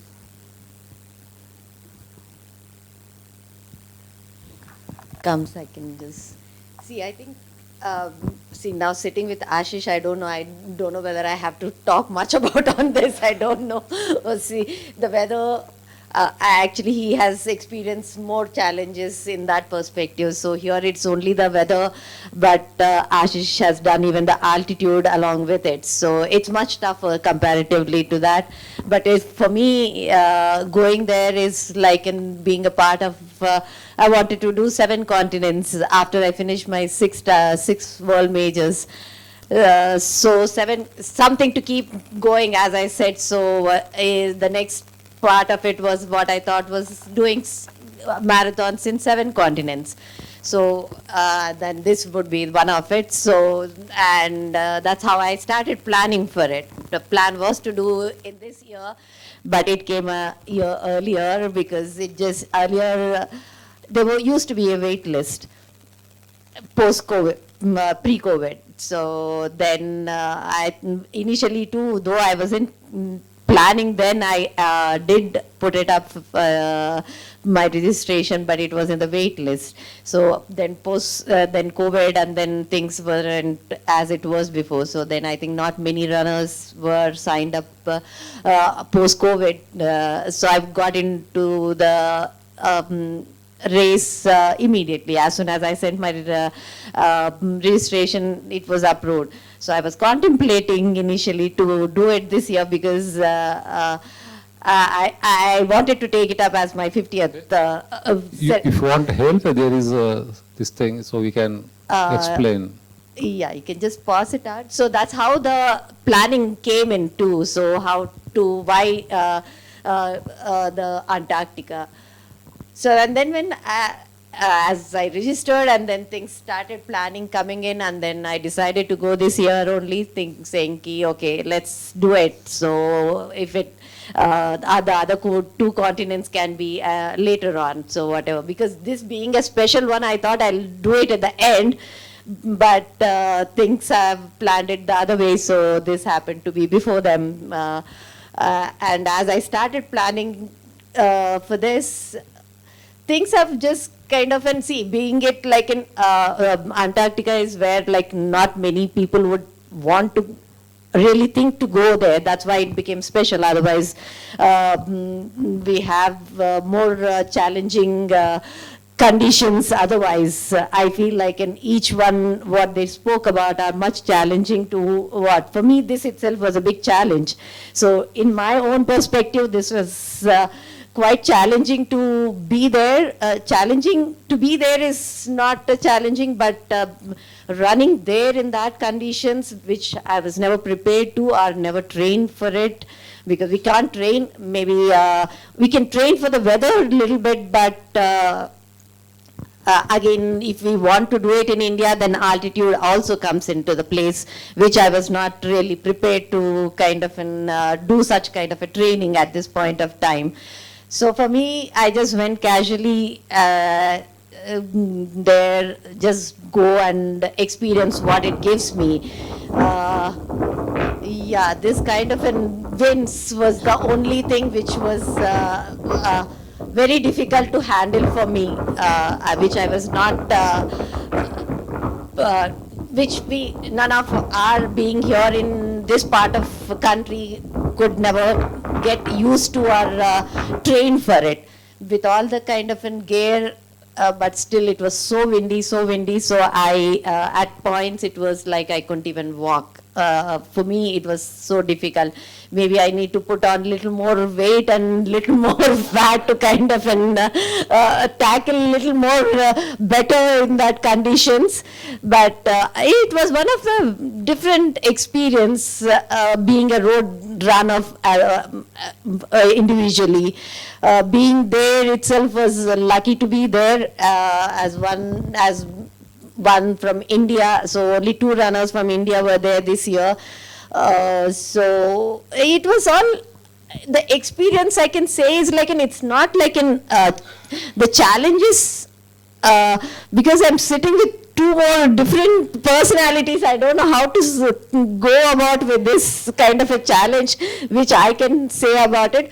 But I went into the race as again just to finish. So that was the only motto of going there and experience the whole atmosphere, the weather, being there at -25, which I've never been so far, and going to the glacier, being there itself is, I felt like lucky enough to go and experience that. I think Ashish and Kishore can correlate can to that. correlate to that, or maybe they would have found more challenging. So the kind of a challenge I can talk about it is in front of them is very intimidating, because it's I have seen even Ashish 555, I was tracking him while you were doing. So those challenges are much challenging to that in that perspective. So that way the challenges is like you are not prepared. You don't know how to expect yourself to take up those kind of conditions. So everything is like in kind of that day experience. What you would have felt, what you did that day was just one time experience. So you couldn't plan it, or you couldn't kind of better it, or whatever it is. So it's one hand experience at the end. So started with the goal. Yeah, first of all, this was one pre-race race gear check. So that day when we got down, it was pretty warm. In the sense there were no winds. It was around I think 0 degrees or something. We went. They asked us to get the gear checked, and because it was bright, they wanted few pictures of each of the runner and all that. So the earlier day, I went with one track, just one warmer and a t-shirt, and I thought that was quite, and everyone sweated that day. We just did a 4K to one loop of 1.6 and came back. So everyone was sweating, even in that temperature. So then we thought like what we wore was more than required. And didn't know how to plan the next day morning. So then there was a briefing that night saying there's going to be winds and we're going to start the race at this timing, and the temperatures would be this and this, and all that goes in. So then didn't know what actually to wear, because what we wore was something different, and what we checked on that day was different, and what we went on to the race, I went with 3 layers, both bottom and on the top. I wore 3 layers on the race day. And it was because the morning when I woke up, I stepped out of my tent. It was so windy, I couldn't even open even my kind of zipper too. So then I was so scared to kind of plan it out and how to go about for the race. I had 3 layers, as I said, and just thought let's go and see, and I have kept 1 extra layer to at the counter, when in case if I need, I will come and then wear it. So the 3 layers otherwise kept me warm inside, but the weather was so windy from the start till the end. The initial it's a loop of 10 kilometers in a kind of a quadrilateral kind of this thing. So we were facing 3 sides were more of the headwinds. So only one part where you could run little more comfortably, or with little better pace if you want to kind of run, as in really. So the other 3 sides was almost like it was hitting onto your face, because initially 2 loops you had that energy, you could tackle it better, but the winds got even worse as in the later part.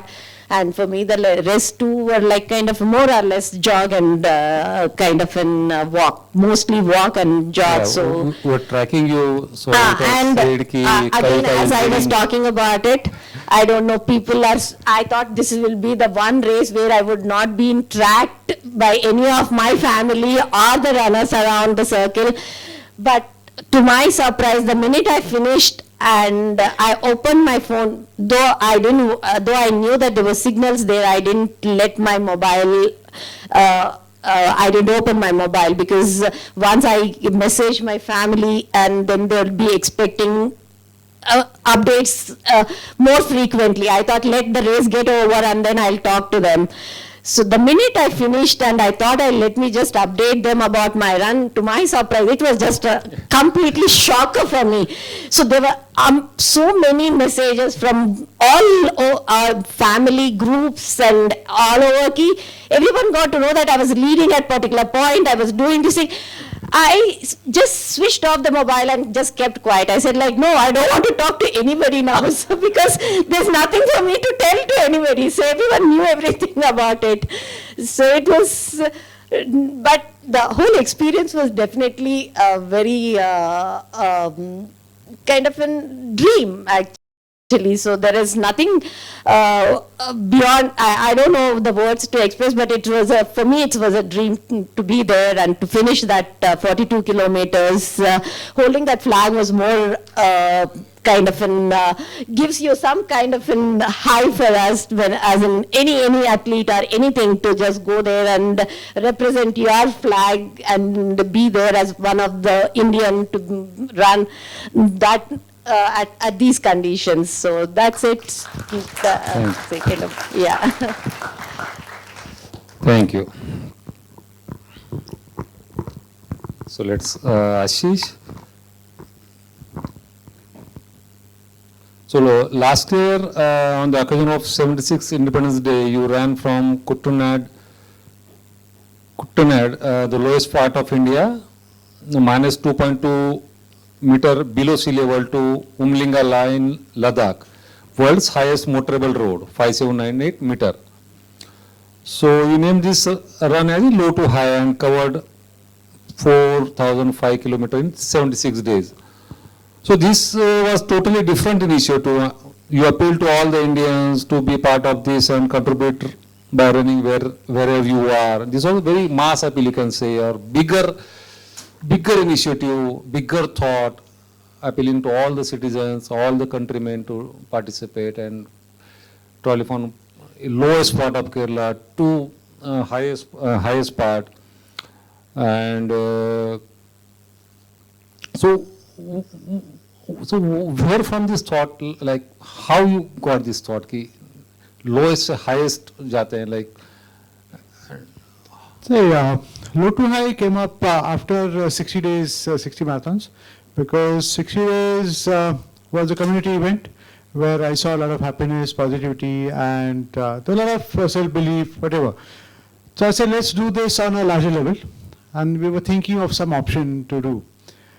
And low to high, basically the concept is everybody goes through their low at some point of time, and everybody goes through their high.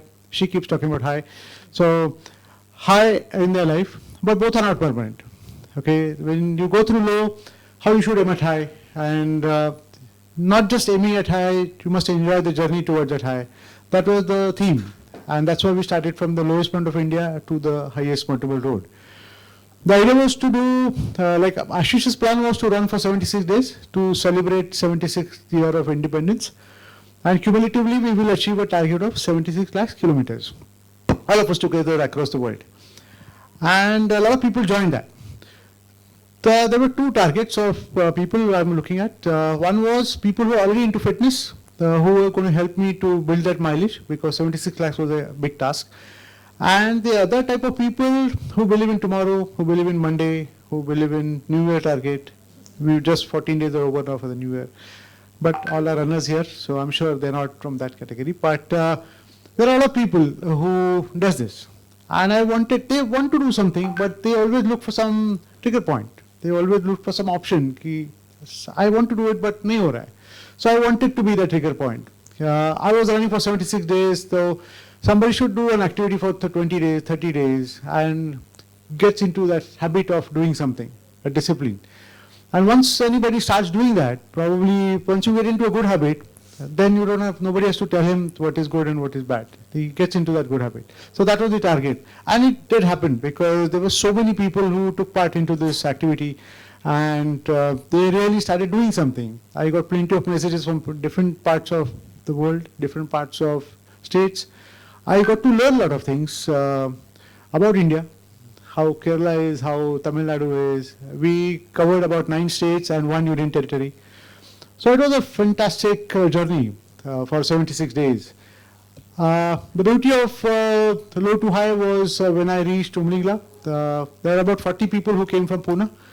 And we decided that, there was no network. So we decided that all of us will be there at Umlingla at 9:30 in the morning. And we were staying at Chichumle. There's a place called Chichumle, just a campsite, which is about 16,000 feet. And 9:30 we had we kept only 10 kilometers for the last day, since there was a time restriction. And I started my run at about 17,500 feet, and I had to finish at 19,000 to close that low to high. And it was 15th of August. There was 2 army vehicles went up, and they hosted the Indian flag there because of Indian 15th of August. But it was actually, they did it for us. Like, I was running on that route, and then they just went up, they hosted that Indian flag, and then they went back. About 9:15, all the vehicles started coming in. The people who came from Pune, they started coming in there. And we were very close to the finish. All of them were there at the finish line. And we said our national anthem there, Shank. I usually play Shank, and so Shank Baja. And that particular time, there was snowfall. Just to tell that, Ashish, you've done a good job, this is for you. So there was the snowfall that time. So I think we have your video. We'll just see. You managed to get all the videos, huh? I think this, right?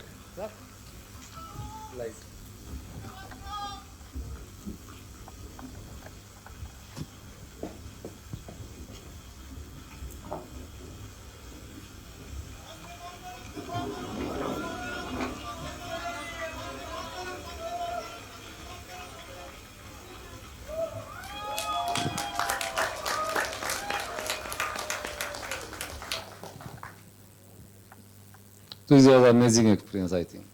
This was a beautiful moment, because all those people who came from Pune, for them it was something different, because they were at 19,000, there was happiness, there was national anthem going on, there was energy. So nobody had any issues. 19,000, everybody was comfortable. Of course, they were there only for 10 minutes, not more than that. We finished our rituals and then we started coming back. But it was a wonderful finish. So, wow, thank you, thank you. And you also participated recently, 16th December, Vijay Diwas, 53 hours. Actually, that just happened. It was not planned at all, because after 15th of August, I was not into practice at all. There was only celebration. And Arvind actually made full of me, but he did a good job. So Arvind said, Ashish, do you want to be a brand ambassador of Southern Command event?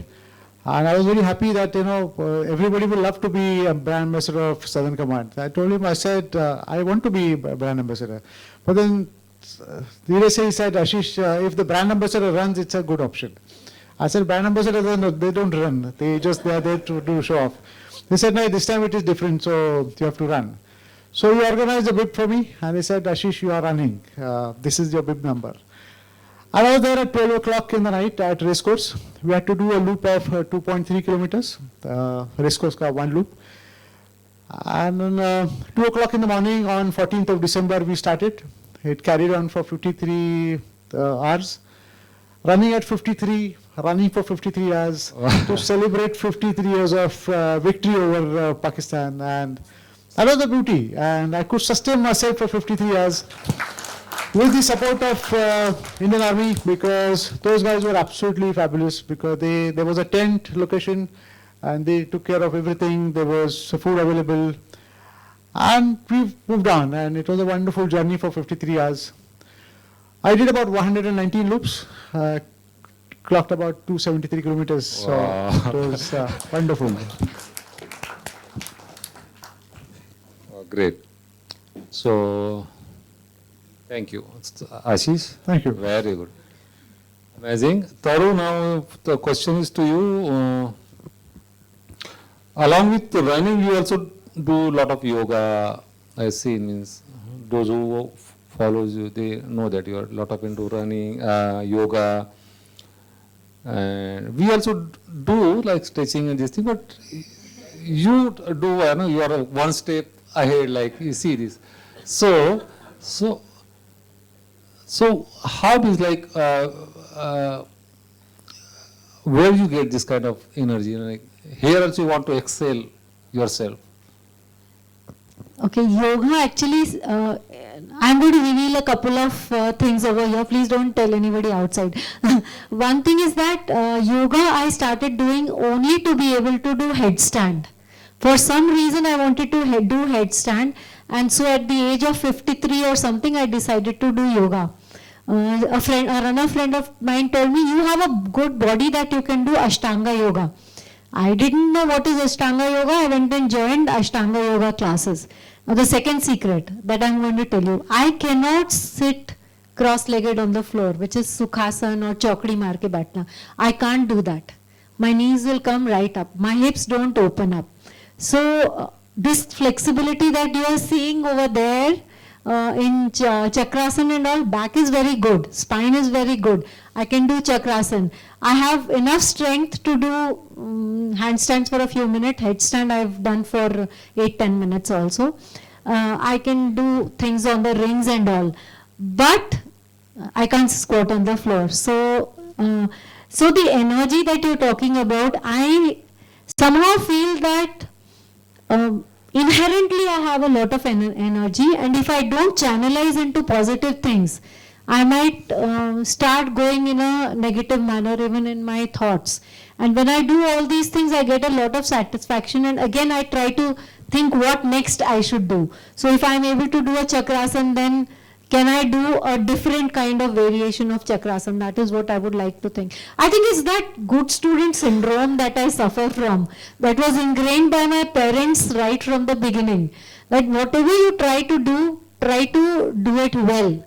I mean, don't aim at coming first or something, but whatever you're trying to do, when you take it up, take it to completion and do it well. So when I started doing yoga, I found that it was giving me benefits in running. A lot of benefits in running, as well as strength training. When I do, I find that I'm able to run better because I'm doing yoga. In fact, it helped me a lot for this 100-miler border run also. So when you see benefits of something, automatically you feel like doing it more and more. Thank you. Thank you.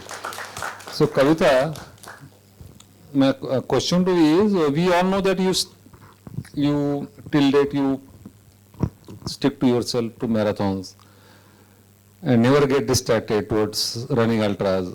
Never say never. But why you ran in IOU 50K World Championship? Yeah. So I think the first. So why you break your own rules?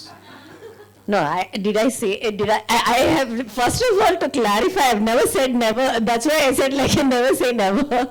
But as of now, it is not interesting me to kind of get beyond 42. I don't know whether I will be doing it or not, but for sure I'll not say never. But in future, if you want to keep yourself going or keep yourself occupied, yes, you need to find your own ways to it, but doesn't have to be an ultra running. So there are many other things, because I always have in saying ki I want to learn swimming because I can't swim. Now you've put me into water, if no one is there around, I'll not come out. So see, there are many things which you want to do it in life, but definitely nowhere in my back of my mind or even in my dreams I've never thought I'll do an ultra. But yeah, why IAU 50K? Yeah, first thing is like as everyone kept saying about it, ki do comrades. So first of all is the person sitting next to me. He always kept saying ki why are you stopping yourself to 42? I said, why should I? He never had that answer to me, so he never could make me kind of give his own reasoning to it. So I was happy in what I was doing, but IAU came up with it like it was a world championship, so kind of again had come up with certain qualifications to be part of it. So which made me kind of challenging. So there were not many women again in the amateur running where they were able to be part of it. So that was a special thing where I felt like it's a special moment, special kind of it's a proud moment for myself saying ki I could be part of it, because it added up with my own identity again. So then again it only said like an 8K more, but 8K more was, I know what the 8K was on that day. So, and after that, definitely not for another 5 years I'll be thinking about ultra. Definitely no.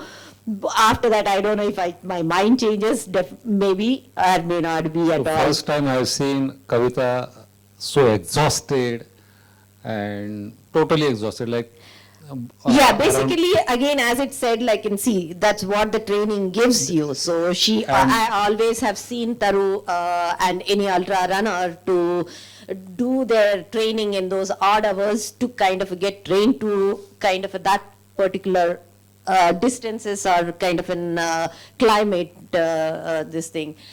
So for me, post and that too, this event came up right in the middle of my other training, which I was doing sometime in, so for my Melbourne, which I did in October 23. So then I said, again, it just took, I challenged myself saying, ki, okay, at least let me just make that step a little more to think at least it may interest me further to take up the ultra distance or not. So that I thought this is the smallest distance, because it's just I don't want to say just, but it's only 8 more kilometers. So I thought, let me challenge. If not, even if I walk, I can walk 8 kilometers comfortably if I had to. But I did walk in that 50 kilometers also, because the race itself started at 7 in Hyderabad. It was so humid, and 11:30 for me was like something which I not, mind wasn't prepared for it. I was not mentally prepared for it. So it was tough for me. So yes, we learn with all that. So maybe if I had to handle, or if I take up anything beyond 42, I would definitely train better and then take up, rather than just go there and just do it because it's just an 8K karke. Jana was not a thing, but it came up with an added advantages being I could hold the flag again to represent an Indian team for that event, and I was one of the 4 women runners as a part of the team, and it had its own qualifying timing, so it gave me a little different kick about it. That's it. Thank you. So Ashish, now we'll talk about the injury factor. So common, like we also think if you do such long runs, difficult cruel weathers and high altitude. So what about the injury factor? Have you faced some kind of major injuries, and how you There were never major injuries as such. There were a few things here and there. But I always say that, when you're focused about your goal, then small things remain small. They don't become big. Otherwise, it becomes difficult to achieve your goal. So in 60 days also, there were blisters, there was heavy rains also. A lot of things happened. But then there was a lot of other energy which was coming in. And so there were no major factors as such. There were leg sprain or major things which could stop me continuing my activity. Nothing happened that way. But small things definitely happens because it's a human body. So small things definitely going to happen. But I always keep it to small level only. I don't make them big. So. Good. Thank you. What up? No, it wasn't right. So I just say that, like, and do you also strength train conditioning? Absolutely. All those things are very, very important. Yeah. Leg strengthening is very important. That's what I wanted to make it clear to the audience, saying, see. He asked me about injuries, that's why I told him. So, all our runners, they are into training programs with everybody. So, two things I strongly believe. One is warm-up is must, and stretching is important, very, very important. Yeah. So, even if there is a schedule, if there is a run of 15 kilometers and you have a meeting, so usually what we do is we tend to complete our run and sacrifice warm-up or stretching. That's what. So I feel we must do our run, we sacrifice on the run, and then we do stretching and warm-up, very, very important.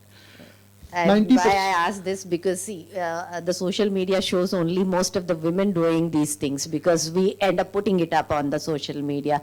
None of the men generally come out and then tell that they are doing it. So I just wanted to make sure that people know that, like, okay, any runner who wanted to take up something, some challenging thing. So basically what happens is, see, all these things what we do, they don't happen overnight. This is a journey, this is a process. So slowly, all the events, they always try to teach us something. And important is we have to listen to our body. Our body always gives you instructions, whatever happens. So we must listen to our body. We have to understand our body. That is also equally important. Leg strengthening, in my case, it is more of an endurance run. So when there is endurance run, it is more of a mental game. And so for mental strength, you need to do a lot of things which are solo self-support. You need to spend more time on the road. You do 100 kilometers every month. So a lot of things which I've done, quality sleep, power naps, all those things which I work on. So those things are very important for me. At the same time, leg strengthening, if there's a possibility of joining a gym, definitely it works. But then there's an additional activity, additional expense. So I usually do bodyweight exercises. And warm-up and stretching, which I strongly believe in. So that's very, very important.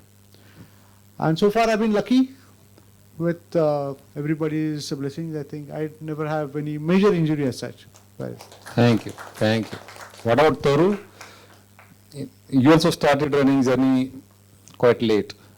So was it like smooth sailing? How you manage, like? Yeah, so I had a lot of injuries, and I do make big also of them because I started very late and my muscles were not really ready for whatever reason. And although I used to strength train, but not the way I do now with running in perspective. So in the initial years, in the entire year, about 3 to 4 months, I would be down because of injuries and taking care of some or the other kind of injury, until I learned how to manage them, because you have to learn how to manage your weaknesses and work on them to make yourself stronger. One thing is, I'm a bit of a defective piece. So I have one leg that is shorter, one leg is a little longer. Because of age, I have an arch drop in one of the feet. So I always run with insoles. So my shoes are made heavier because of the insoles with the arch support that I have to use. The other thing is that I have mild scoliosis, which gets aggravated due to certain reasons. So I have put up some posts and pictures also with them earlier. Like I had to DNF Rohtang Ultra at 62 kilometers out of 80. I had only 18 kilometers left to run and I had 4.5 hours to do it. But I had to DNF because my scoliosis got aggravated. So I was bending to one side and I was running, and because of the bending, I was even falling on the ice. And then Chandna said, eventually you'll be running on one hand and one leg, the way you are bending. So yes, injuries we have, but we learn how to manage those injuries and strengthen ourselves. And each time we get an injury, we understand that this part of the body needs to be strengthened, or you need an insole, or whatever else could be the thing. So injuries will happen to runners. Don't make big of them, as he said, and learn to handle them. Get your massages, do stretches, do recovery routines. Foam rolling is very, very important. That is something we need to do. So definitely I have my share of injuries, and I had developed a new vocabulary. I even got injuries not just because of running. There are times when strength training has given me injuries, overdoing it, trying to learn pistol squats and things like that. Gave me knee injury. For 3 months I could not run, and I ended up crying that I was doing this to be able to run better. So we need to learn where and how to draw a line and manage all these things, take them positively, work on the weaknesses and convert them into your strengths. Thank you. And what about you, Kavitha? Any injuries? Thankfully, I can't pinpoint anything in the last 10 years except that initial year just before running the first Mumbai. That's my second marathon.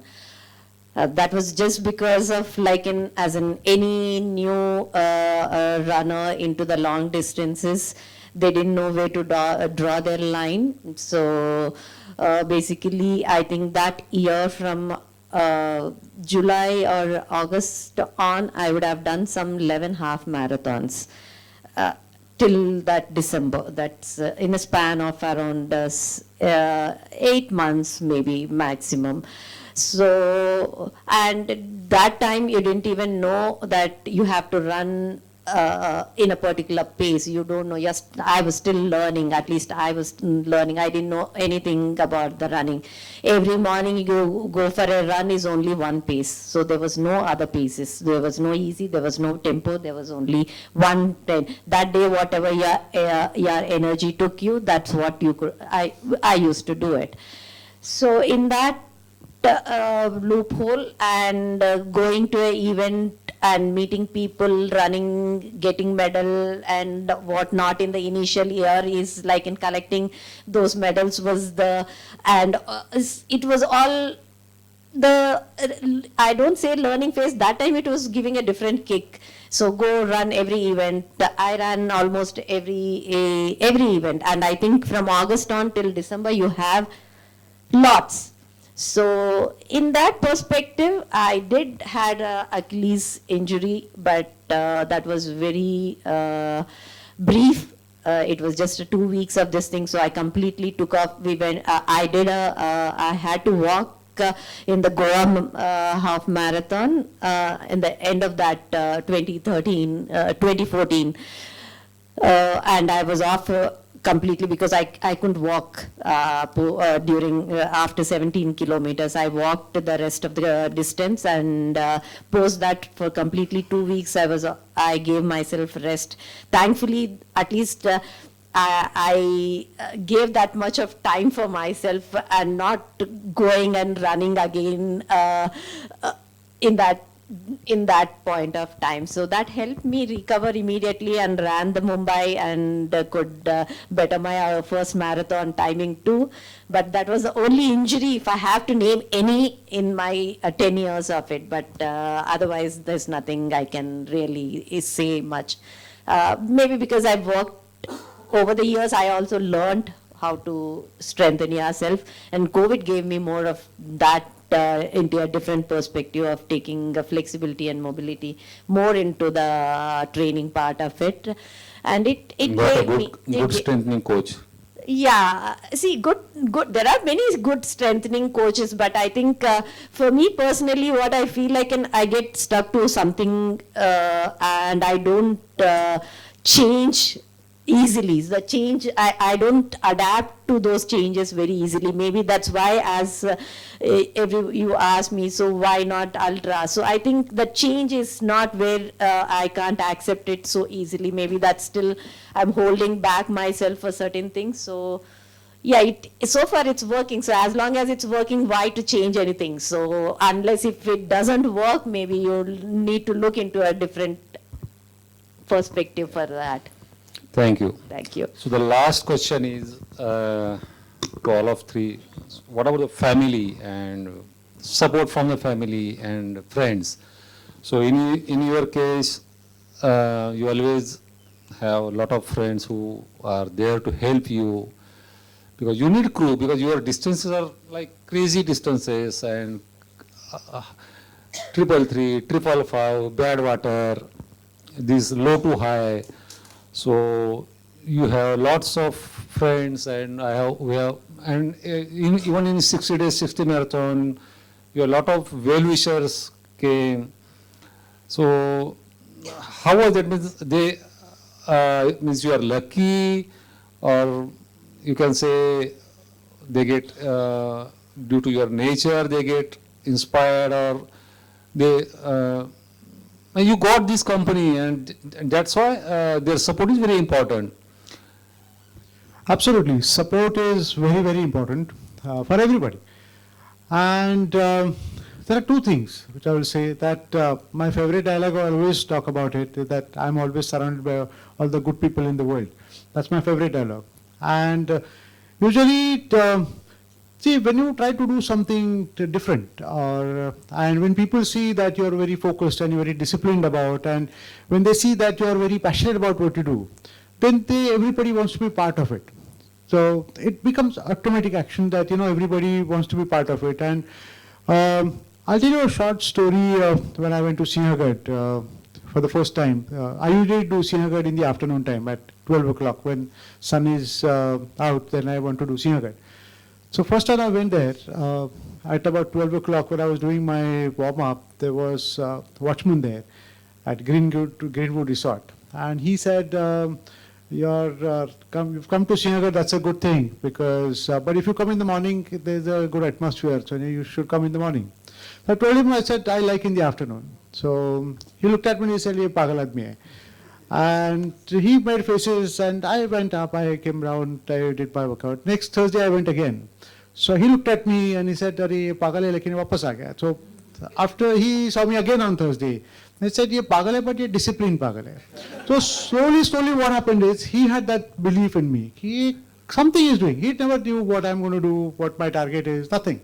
But he was very happy about seeing a disciplined man who's been coming here every Thursday and doing something.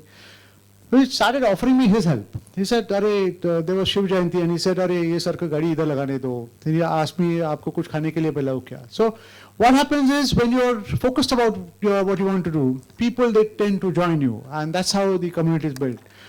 The other thing, what I will say that, you know, I call them angels, because all my itineraries, different ways, there are a lot of people who I've met, and I call them angels. And everybody has those angels. The only thing is, you have to be on a path to meet them.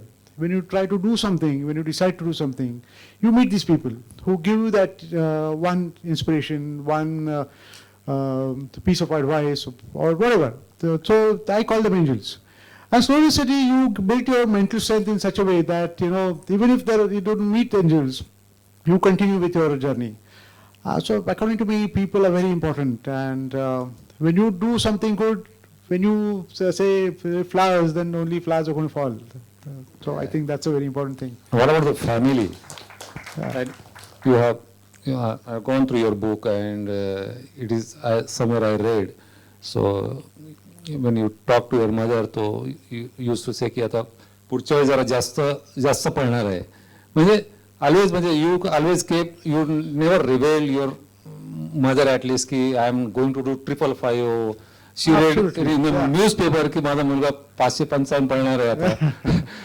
So there are a lot of stories about 555, and my mother initially, she's a mother, so she's always caring about you. She is not into fitness, so she can't imagine these kind of distances.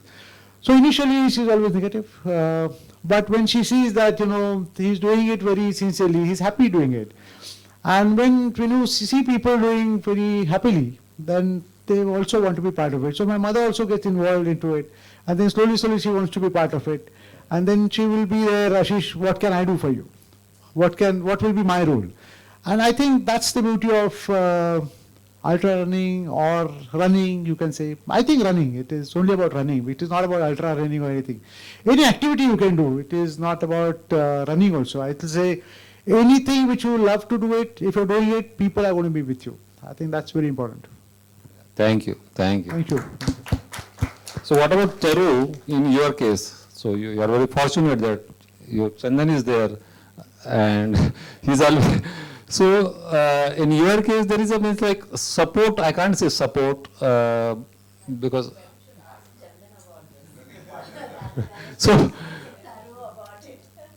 So can I safely say that running is making the bond between you both stronger? Yeah, definitely. See, running has given us another thing to do together. And although we don't really run together, we do start the run together and we do the last 2K walk together. Otherwise, we are mostly running on our own only.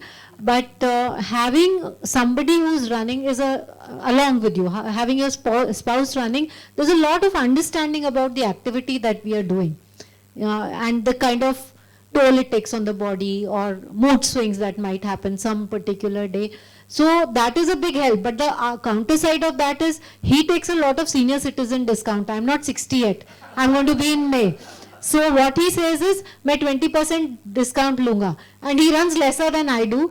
and he doesn't do any strength training, and he still performs touch wood. I know. Well, I know. I was with him in Comrades. yes. Without any training, he did extremely well. So that is another thing. And if I'm to get up, if I'm running maybe 4 to 5 days in a week, he might run just 4 days or maybe 3 days. So it's very difficult to get up and go when the person next to you is supposed to run and is not running. He's not supposed to run is something different. Okay, he's not supposed to run at all, but he's supposed to run and he's sleeping. Then it takes even double the amount of determination to get up and go. But I do have a lot of support from him. I have a lot of support from my family also now. But initially it was very difficult. My in-laws side, they're more into fitness. So my mother-in-law is my biggest fan and I have a lot of support there. But my mom always, even now she says, "Par itna kyun bhagna hai tumko?" Like she says, "Okay, you ran." First she thought I'll run 42K and I'll stop running. I told her, "No, I'm going to continue to run." Then when I ran 100K, she said, "Koi 100K bhagta hai kya?" And my daughter says, "You were running there for 12 hours. We did all these things in 12 hours. So they kind of, even now my mother says, "Abhi ho gaya na 100 miler. Ab to bas ho gaya na." Then I have to tell her, "Mummy, this is never going to stop. It will reduce for some time, it will go up a little, but it's never going to stop." But she takes great pride when I come, finish and come back. And she prays a lot for me. Both my mothers, my mother and my mother-in-law, they know that she's going to fall in every run. They know that she's going to get lost in every ultra. So they actually sincerely, even a lot of my friends, I really bless all my running friends.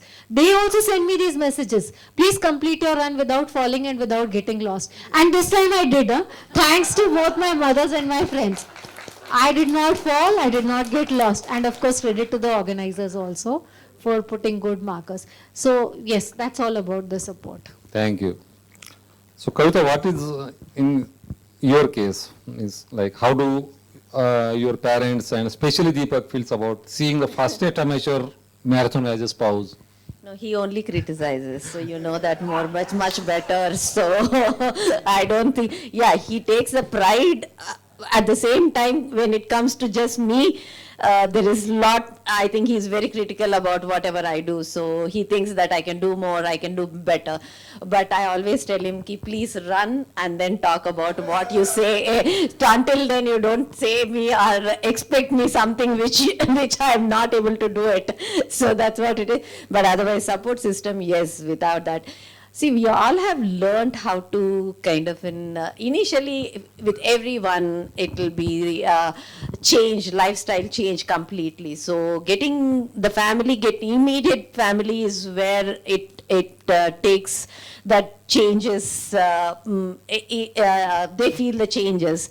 So it initially does take a while for you and for them to get used to those, because before running, everyone was used to me being home, getting their boxes ready, be there when they are leaving and all that. All that suddenly when it changes, when you step out for the run, when I'm not there while the kids were leaving, these are the changes which all these things will come in that it takes its own time to get used to for them too. So, but as Ashish or any here has said, like if somebody is doing with a passion, I think everyone kind of supports it. For me, the biggest support was kids. I always say that. I even, amongst all in the family, I say the kids, I put the kids first, because that was when I started, because they were just 10, 11 and 13 when I started running. So they used to get up, they used to get ready on their own, they used to get onto their school bus. So for me, that was a first step towards running. So if they couldn't do that, maybe I couldn't have done in the initial years. Maybe I would have taken even more longer time to get into running, or maybe I would have stopped too. So the first step was that. So the support system was there, so that kids took up, because Deepak my husband never was there for them. So I proudly say that they have done everything for themselves, and then they gave me that support and the big backing for me to start my initial years. So yeah, see, and again, definitely Deepak was there because when you travel out, all these things, financially or whatever it is, everything adds up to it. So when you started going in further on to, so the support system definitely adds up to it. Yes, now everyone takes the pride and then talks about it to the world. So yeah, he's one of the ones, like even the smallest thing, he goes and tells the whole world, but comes back to me and says, why you did only this. So it's difficult to kind of make him happy in my own perspective, but there is always a big support. Yeah. Thank you. So from the audience, anyone wants to ask something? You?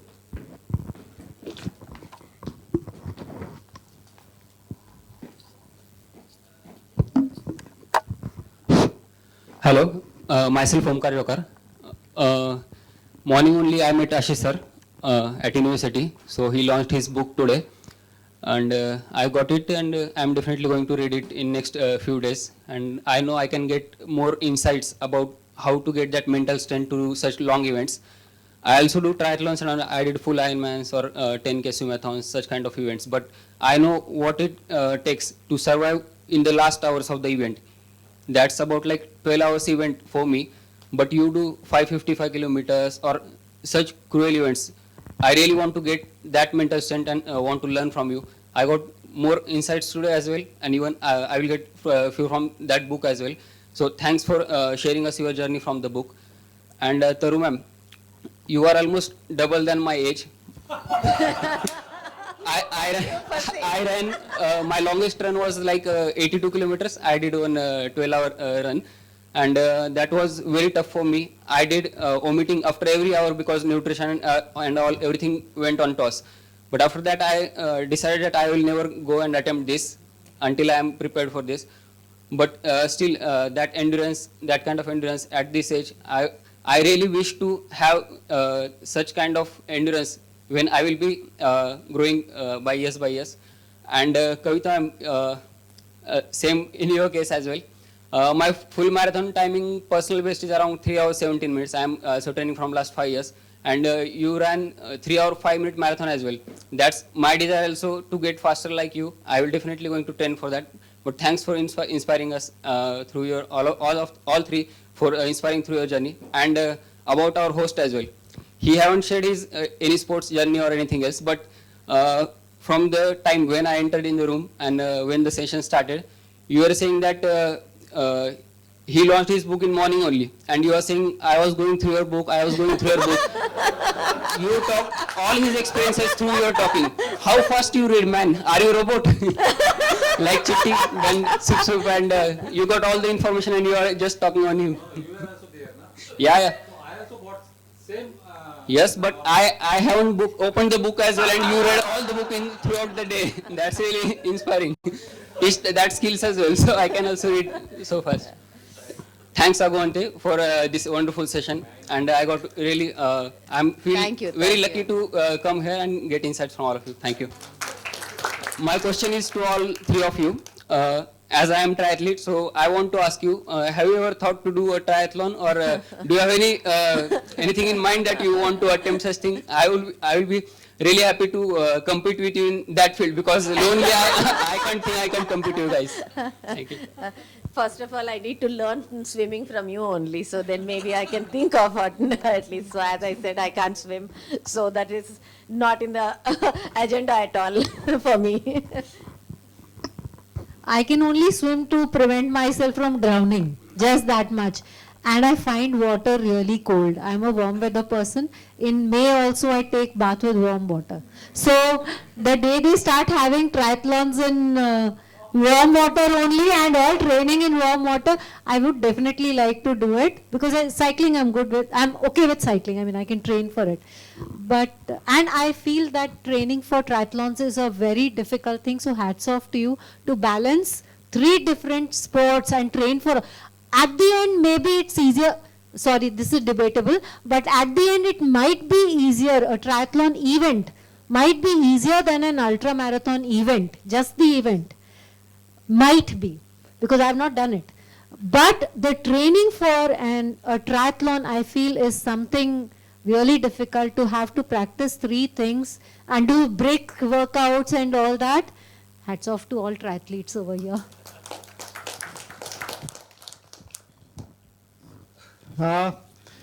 You are half the age of Taru ma'am, so best wishes to you. So that was good, inspiring words for Taru ma'am. But why do you think that we should do Ironman or triathlon? Right, everybody should do what they like to do. Every sport is a fantastic event. Every game is a fantastic game. And whatever comes, I don't think so much. I don't think about day after tomorrow. I think today what I love to do, I follow that. So if day after tomorrow I feel like, I'll definitely try to do that. It will be nice.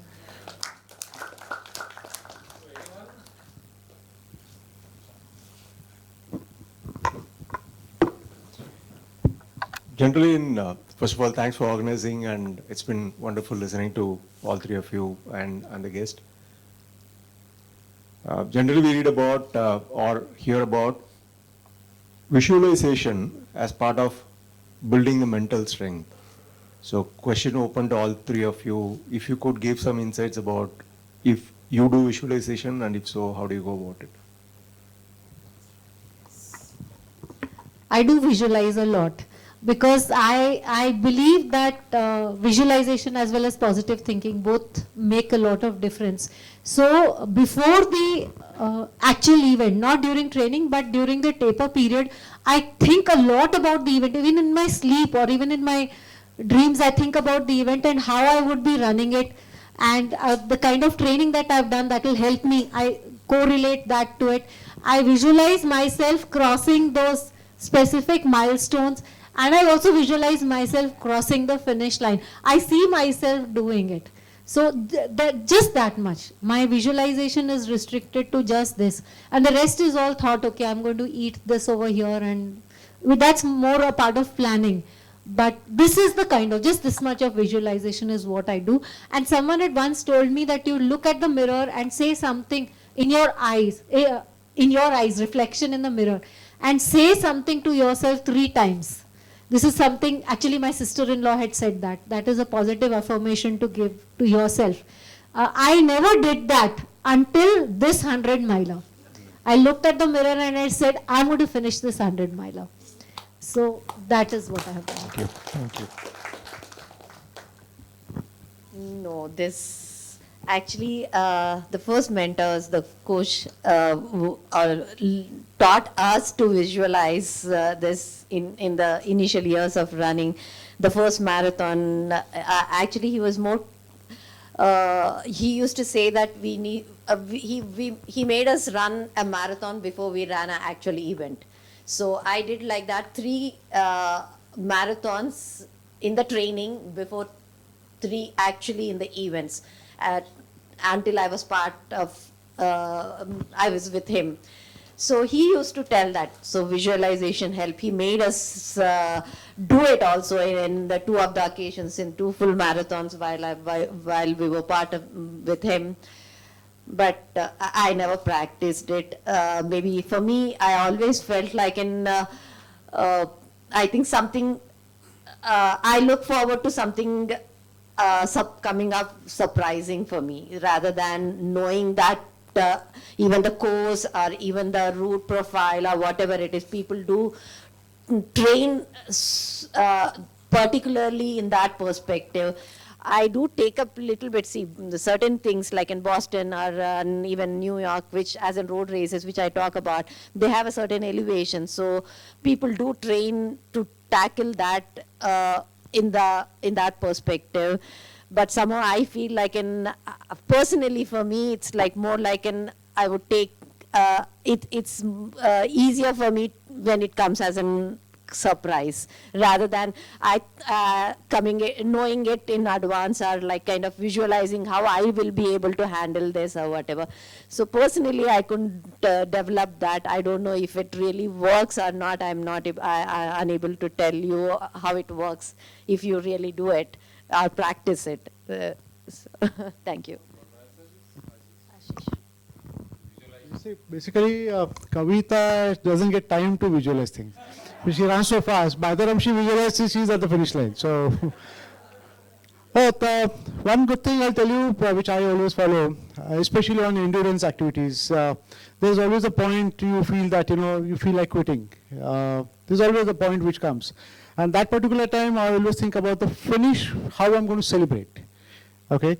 And that can be any way, like whether I'm going to shout, I'm going to jump, I'm going to do push-ups, whatever. It can be extreme, it can be any stupid dream also, but then you must visualize how you're going to celebrate, because that gives you positivity, that gives you happiness. Because you're going to visualize your celebration, and that can't be negative, that has to be positive.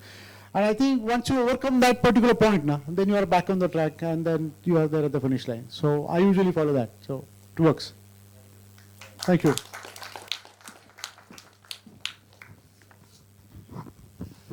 So thank you. Now we are concluding this session, beautiful session. I appeal all who are here to, there is book today in the morning, Ashish, there was function of Ashish Mind, Sweat and Glory. The name of the book is. So we are there at the launch in the university. So, and the book is available outside also. I appeal to all of you to just go through it and spread the word and buy it also. Thank you. Thank you.